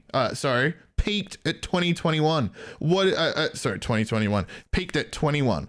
Now, as of October 7th, it's back down to 13. That is a flop. Yeah, for the Shattered Space expansion, yeah. Straight up flop and it is also, what is the price of it? $30, $40 or something. I can't remember. This is disappointing numbers, but hardly surprising in my opinion for this game. I think there is no amount of DLC that can save this. At best, it got middling reviews. The Shattered Space expansion, and it got a lot of negative reviews for being really short, for being a little bit feeling unfinished, feeling like cut content from the main game, for the exploration not being really there. It's not at the level of what people were expecting in terms of a return to Fallout and Skyrim. So yeah, it is a critical disappointment and failure. And also as well, that means that people just I was interested because it's okay, if this is good, I'll probably jump back in. Because the main game, the disjointed just gets to you at a certain point. But I still put in 50, 60 hours. And most people did. When Bethesda say it was their most played game at launch, that's because the average playtime was in their usual thing of after a week, they'll think, oh, people are playing heaps of this game, right? This is a huge success. People are playing minimum 20, 30 hours on average or whatever they're playing. They're playing the game for a while.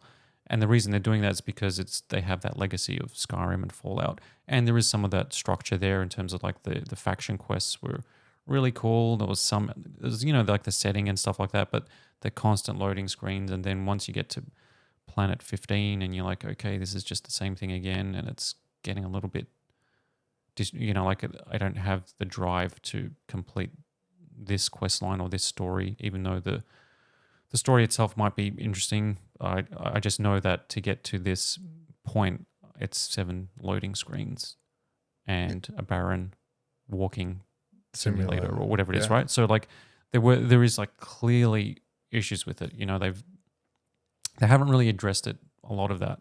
So and if Shattered Space isn't a return to form or like a mini Elder Scrolls or a mini Fallout, which is kind of how they were selling it, then that's the disappointing thing.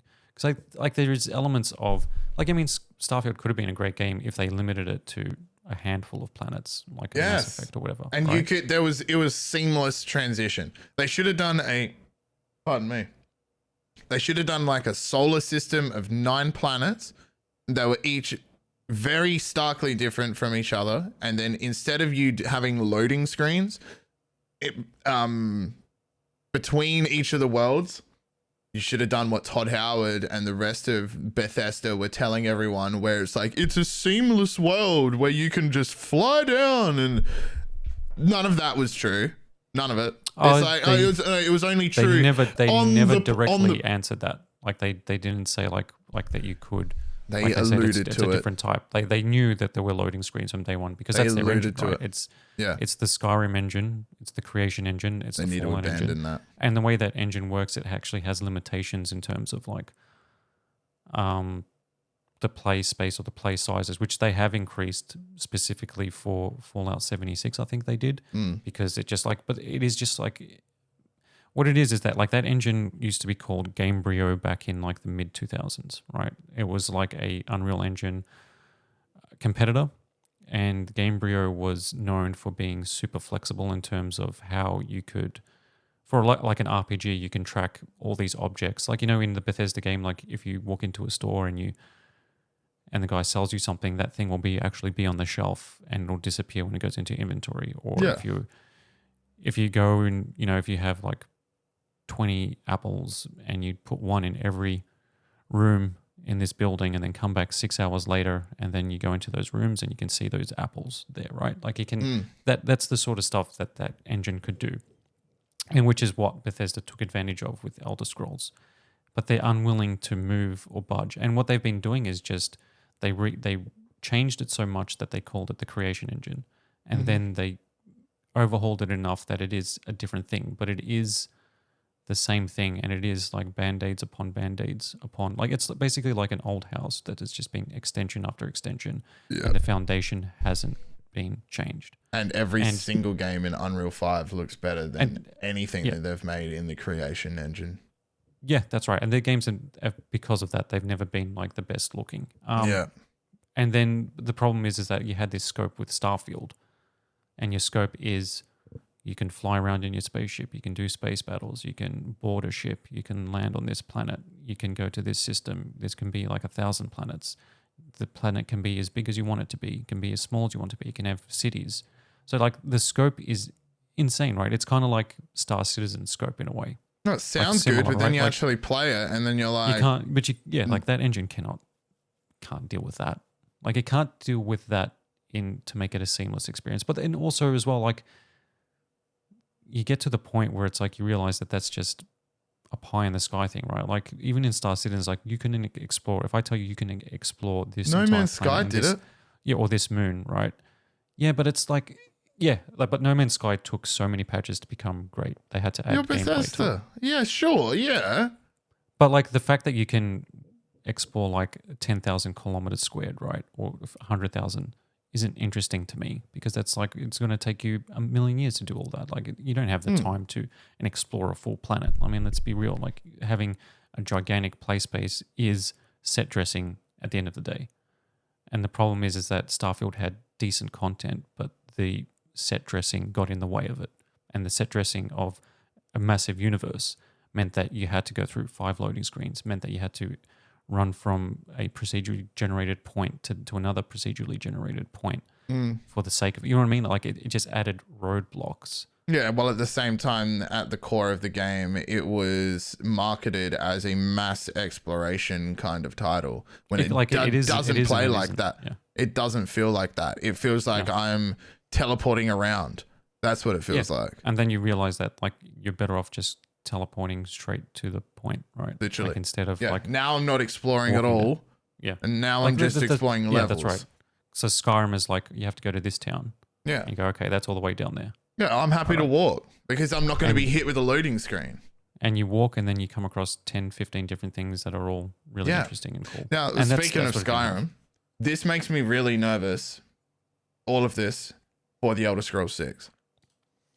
Honestly, I'm I couldn't be more excited for that game. Skyrim was, I mean, probably every single gamer as part of their gaming legacy. Skyrim is one of my personal favorite games, and I loved the exploration in that.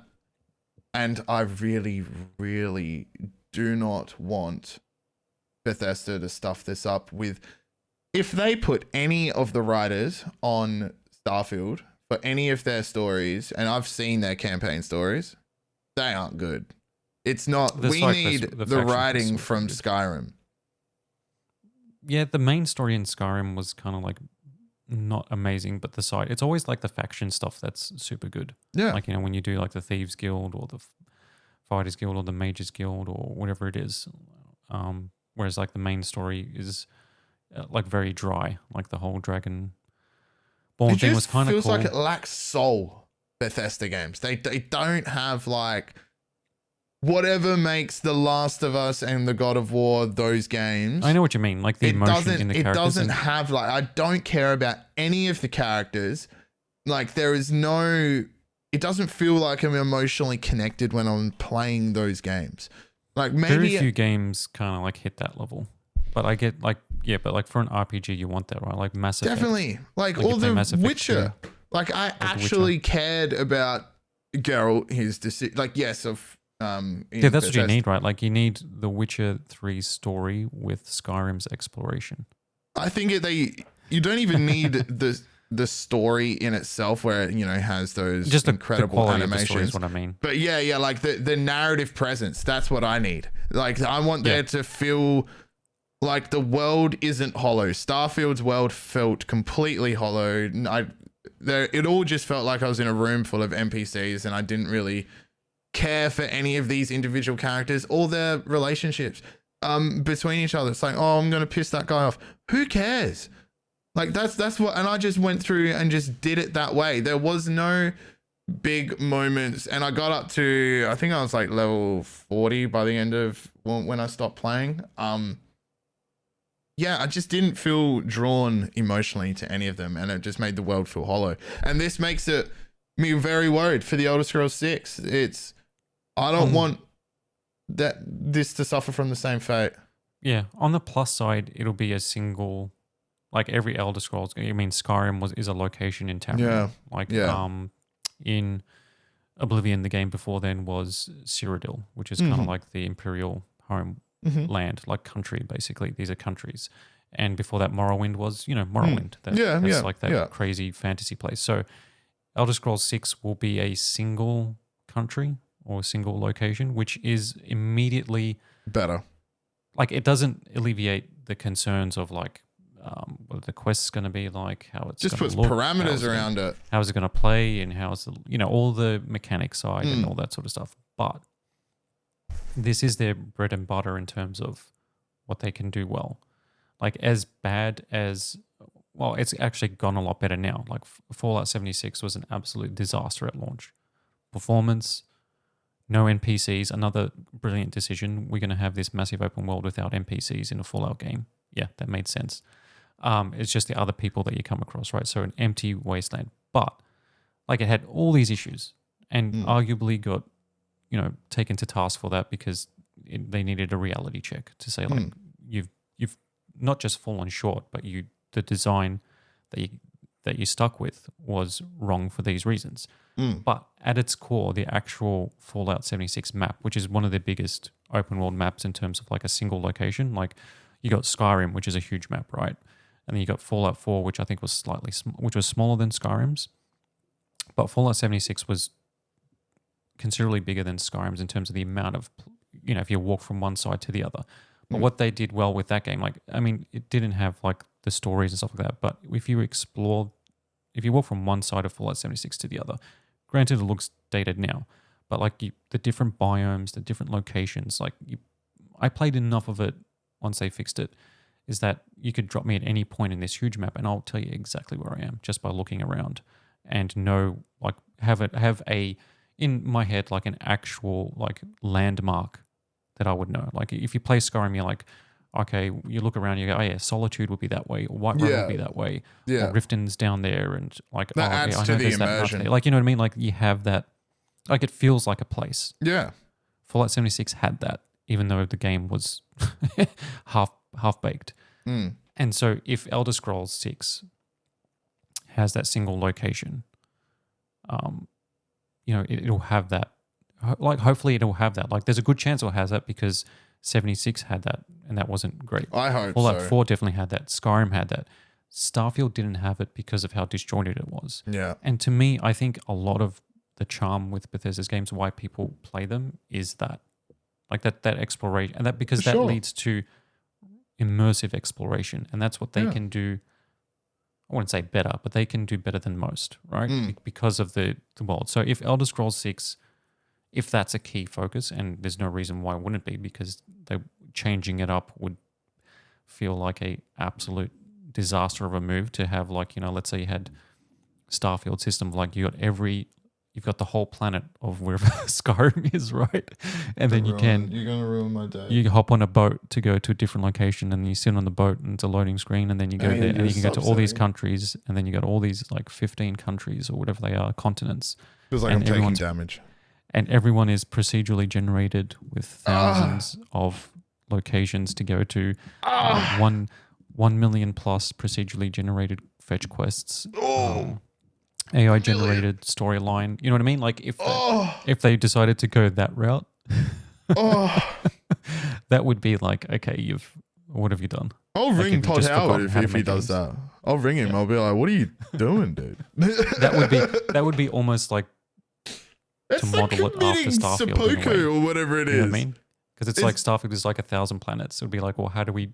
If it's like, well, if Elder Scrolls is our next game, let's do that with Elder Scrolls. Let's have 1,000 countries to visit. Let's have like 15 continents. You know, like it's just the scale. And the character you play is like some misappropriated cultural, like culturally represented. Like the was it the Argonians, the lizard people?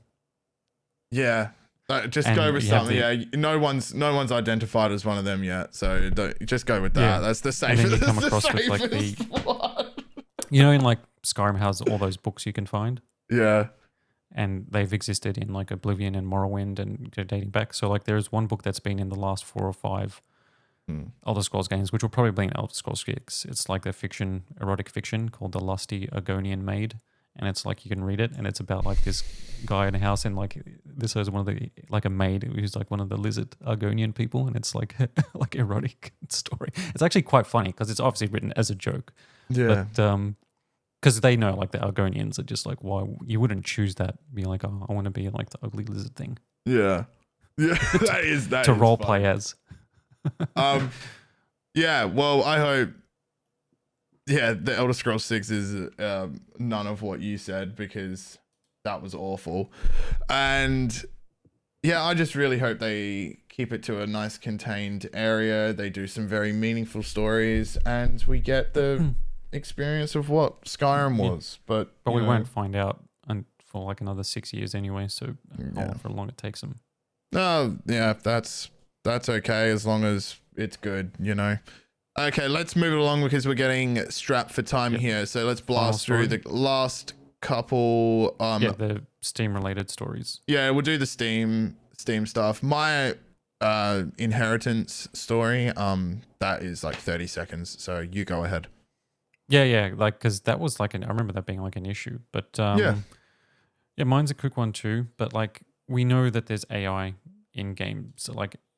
Or generative AI is going to become a big thing in game development. You know, like EA has come out in the past 2 years to say how they've got AI models are going to be trained on all their games, and they're going to be using AI for this and that. And we think about it like we've seen NVIDIA's ACE technology to create characters. AI which now is like an Unreal Engine plugin.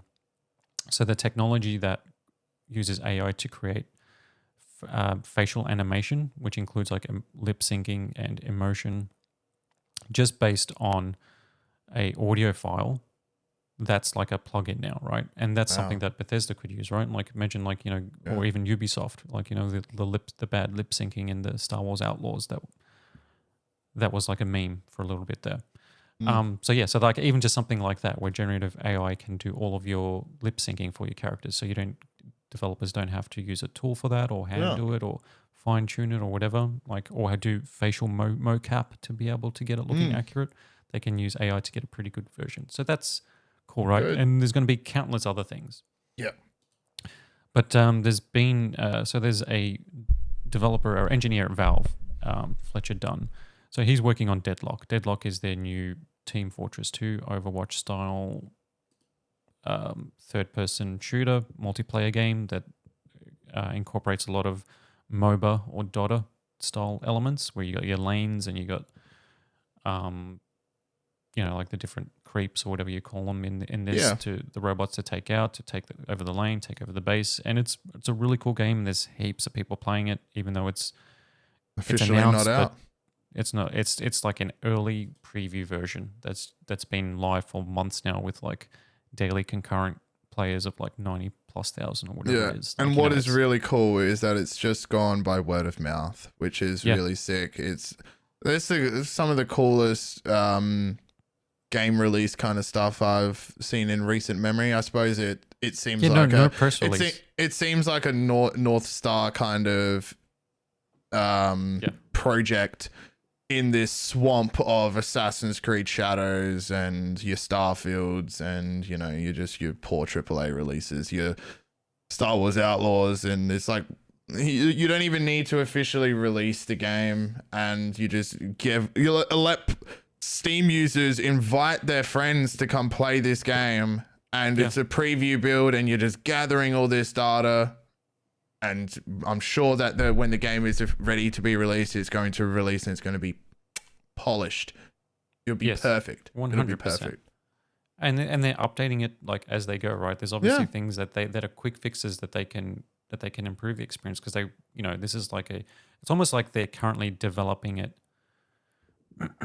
as people are playing it, but like obviously just optimizing the existing maps. So obviously the full game, they've probably got like multiple maps and like like more heroes or whatever, or they're going to be like significant balance changes, but they're doing like all that sort of like normal patch stuff with the game. And one of those areas is like the netcode or the multiplayer matchmaking. So I think we touched on it briefly a few episodes ago, of like how complex Activision's Call of Duty matchmaking is. Very where impressive. they released like a massive document showing like how much goes into it, and it's so impressive. Like, exactly that's right. the secret one way to do sauce. it, because you're like, wow, that's like, no wonder their game is so popular, right? Like, Yeah. they know how to deal with it. And so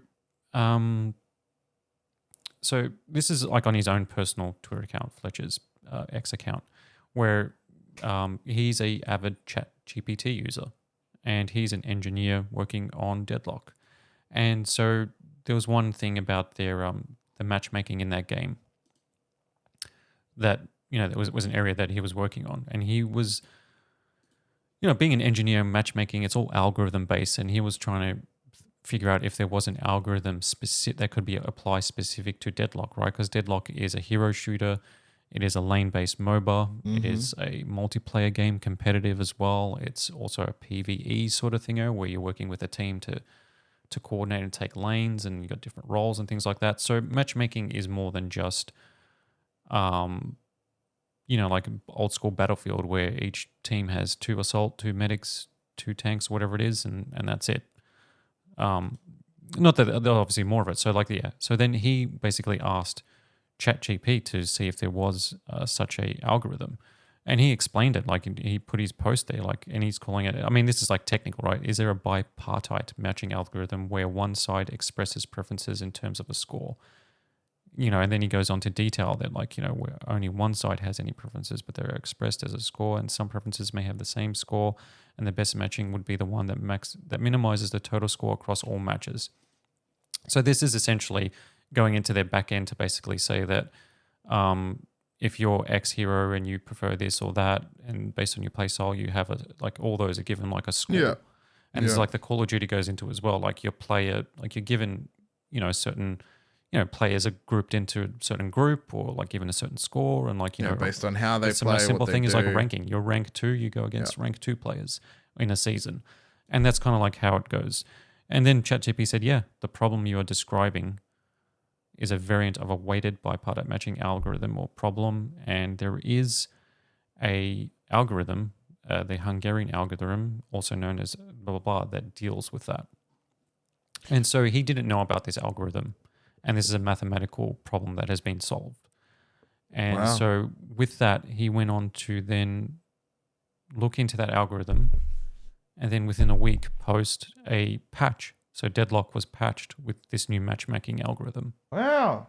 Based on them trying to improve it based on Deadlock specific multiplayer mechanics and how it works, and went to ChatGPT and said, hey, this is our mathematical problem. Is there an algorithm that solves this? ChatGPT says, yes, there is. It's called this. The engineer said, I didn't know about that. And possibly other people in the team haven't heard about this obscure algorithm. If it is obscure, I don't know because I'm not an engineer or a programmer. But then to take that and then just apply a patch within a week or so.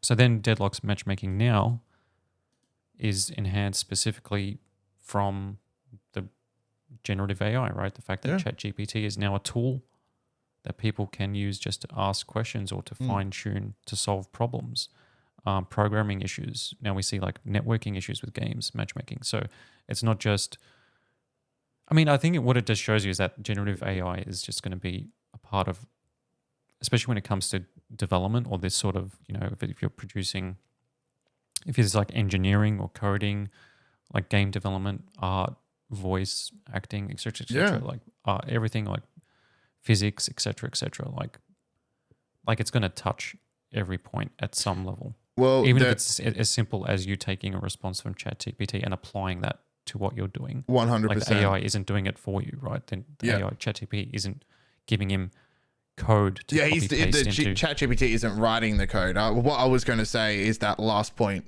that you just said is particularly what I think ChatGPT and other AI tools like it are going to be used the most, is asking it, this is a very specific question.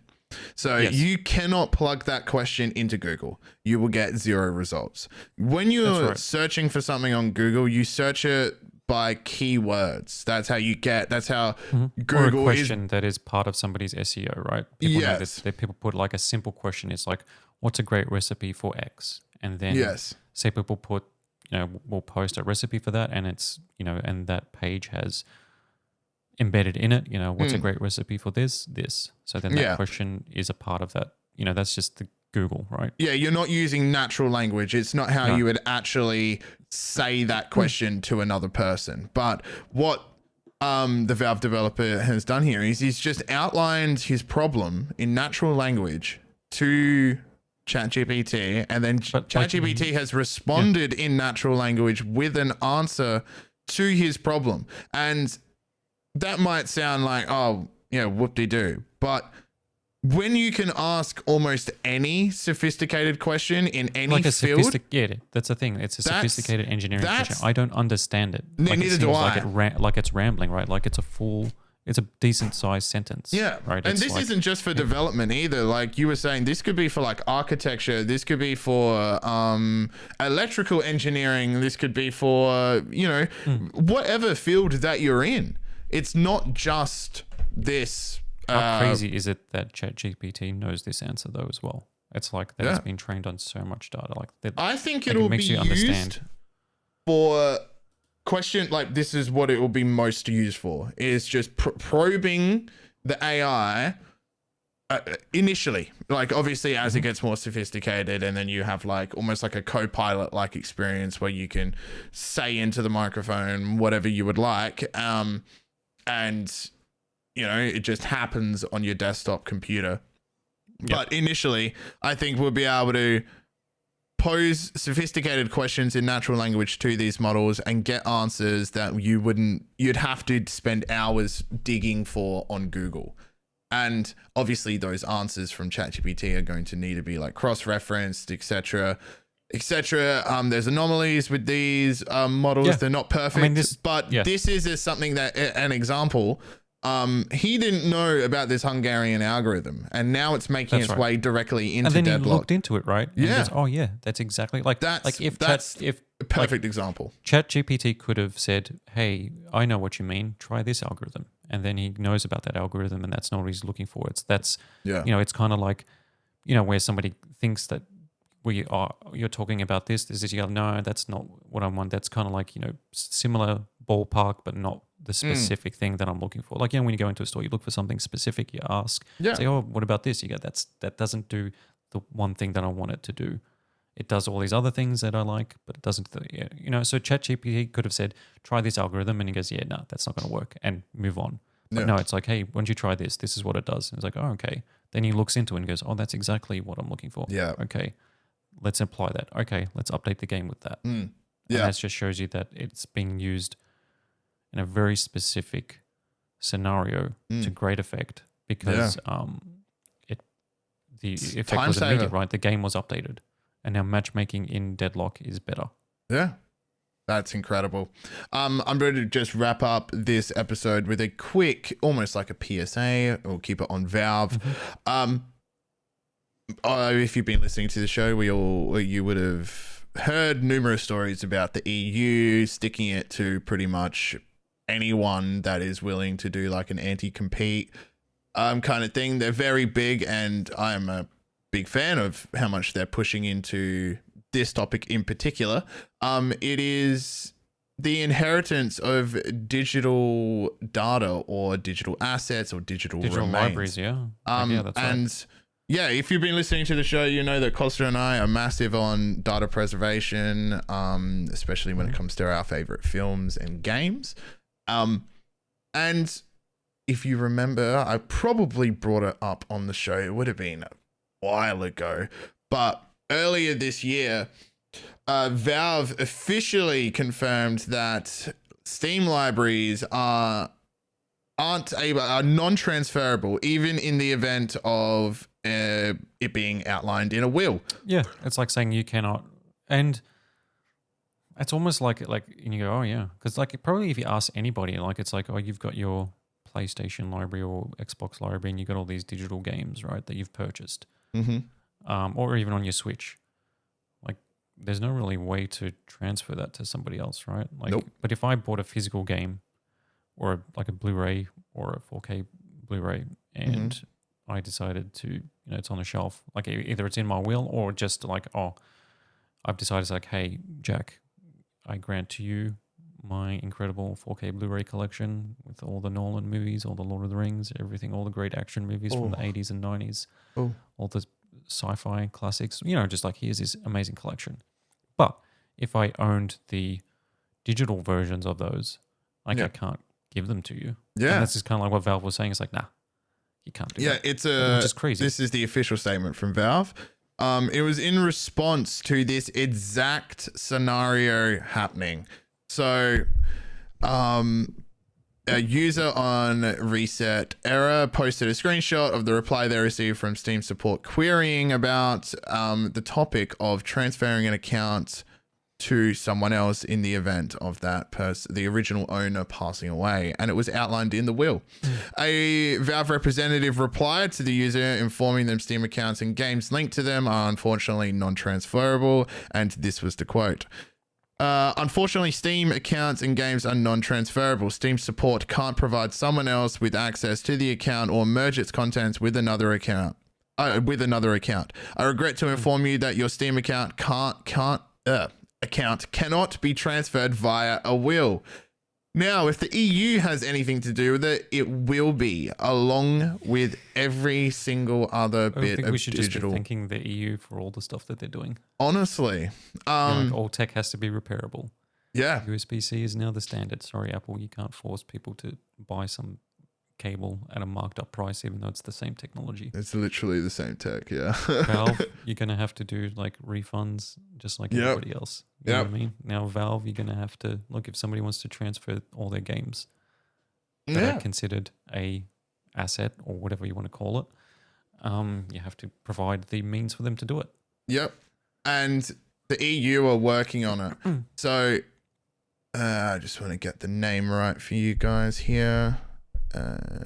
So, however, those rules might change as the European Law Institute, a non-profit organization designed to make recommendations and provide practical guidance on European legal development, has initiated a project that focuses on how to implement new laws that enable and here's the big thing, succession of all digital assets and other forms of digital remains. So the goal of this is to come up with new laws, principles, and a way to move from where we are now to that new place, and define what is a digital asset, what isn't, the scope, the entitlements that people have when they purchase something, and the access to the digital assets and data of specifically deceased people. I mean, there are things that very are like interesting. For example, like if you buy a DVD, it's essentially non-transferable, like is what they would tell you, right? Like you cannot give it to somebody else or you can't sell it to somebody else. But even though that's not enforced, and even though them saying it's non-transferable is potentially illegal to say that, like there's a lot of like stuff like that that's always been kind of like a little bit gray. But the fact that you can, pass something on, like something you own, like if you pass away, then somebody gets ownership of that. I think that makes it a very specific case, because I think what this will exclude is you being able to sell your Steam library. I've got like 600 games now after X amount of years. Let me put it on eBay. I can transfer my Steam library. These are all the games. Start the bidding, to make some quick cash or whatever. Like if you're in financial trouble, pinch, or whatever. So I don't think it's going to cover that. Like I think there's obviously going to be like, otherwise you've got the wild reseller market. Yeah, I think this is going to specifically be in the event of someone eBay's passing not illegal, away, right? To sell stuff you own like that. So like, I don't think it's going to include that. Yeah, I think it'll be if these laws do come in, and just for full disclosure, these laws aren't coming in anytime soon. This is essentially a project being put together that is for to present to lawmakers to see if it checks out. And I think what would be included in that is if you wanted to do, like, say, transfer your Steam library to someone else, a will would have to be presented to Valve, and there would have to be a checks and balances in process for, and I don't know how they'll be given like a huge window to be able to implement something like that. And how hard is it to fake a will? Like I guess it would be pretty hard. You'd have to have like a lawyer involvement, right? Like I'm just trying to stop that reseller market that you were talking about emerging from something like this. Yeah, but like but automatically next of kin, right? So like it doesn't have to be bequeathed in a will or whatever. Like it can just be like your spouse will be like, okay, something happens and then your spouse gets everything. And I think that is more than reasonable for digital assets. Our lives have become digitized more than what we thought they were going to. And I want to be able to pass that along. I think that's fair. And I think nobody's owned a physical PC game for 20 years almost. Yeah. Like insane. PCs went digital way before consoles. Yeah. I mean, consoles are still technically not fully digital yet. But like there's, the PS5 Pro doesn't have a disk drive, and some people were upset. Whereas like I'm like, I mean, the only reason you want it is just for like actual Blu-rays and movies and stuff. And I can understand. I can be like, make that an external drive for people that watch movies and stuff. Like if you don't already have like a player, like you probably already got, like my Xbox Series X has that 4K Blu-ray drive, and my PS5 has that 4K Blu-ray. That's two systems with that drive, so I don't need that drive in another system. You know what I mean? Like there's no reason for it. And the next gen of consoles are going to go full digital as well, which means that you're going to buy a game even in a store, and it's just going to give you a code. You're just going to get a box with a code inside. Yep. That is. Yeah, I think you should be able to transfer those libraries. Like my Steam library has been amassing games for, I don't even know how old it is. It'd be 10 years at least. I reckon. Yeah, mine's close to about 900 games now. Yeah, and you want to be able to pass that along to someone in the event of you passing away. So there is that. The Steam libraries could one day become inheritable, but that is where we are going to wrap this episode up. Thank you very much for listening. If you're listening on the audio, go check out the YouTube. If you're on the YouTube, go listen to the audio and go for a walk. Yep. That is probably my favorite way to consume podcasts, is going for a walk. Same. Do you have anything to sign this week's episode off with, my friend? No, I'll be at PAX Australia. So next week I'll have some of the coolest tech that I saw there. So I'm just there just to see potentially stuff from, I mean, all the big companies are going to be there in terms of, in addition to games, stuff from ASUS, MSI, and all the regular people. So just like we did for Computex, it'll be less about new gear potentially. Yep. It'll just be the coolest gear and tech that I saw there. And your experience. There'll be like, here's the 10 coolest bits of tech at PAX. Yep. Cool. I'm very excited to hear about it. Thank you very much for listening, guys, and we'll see you next week. Bye.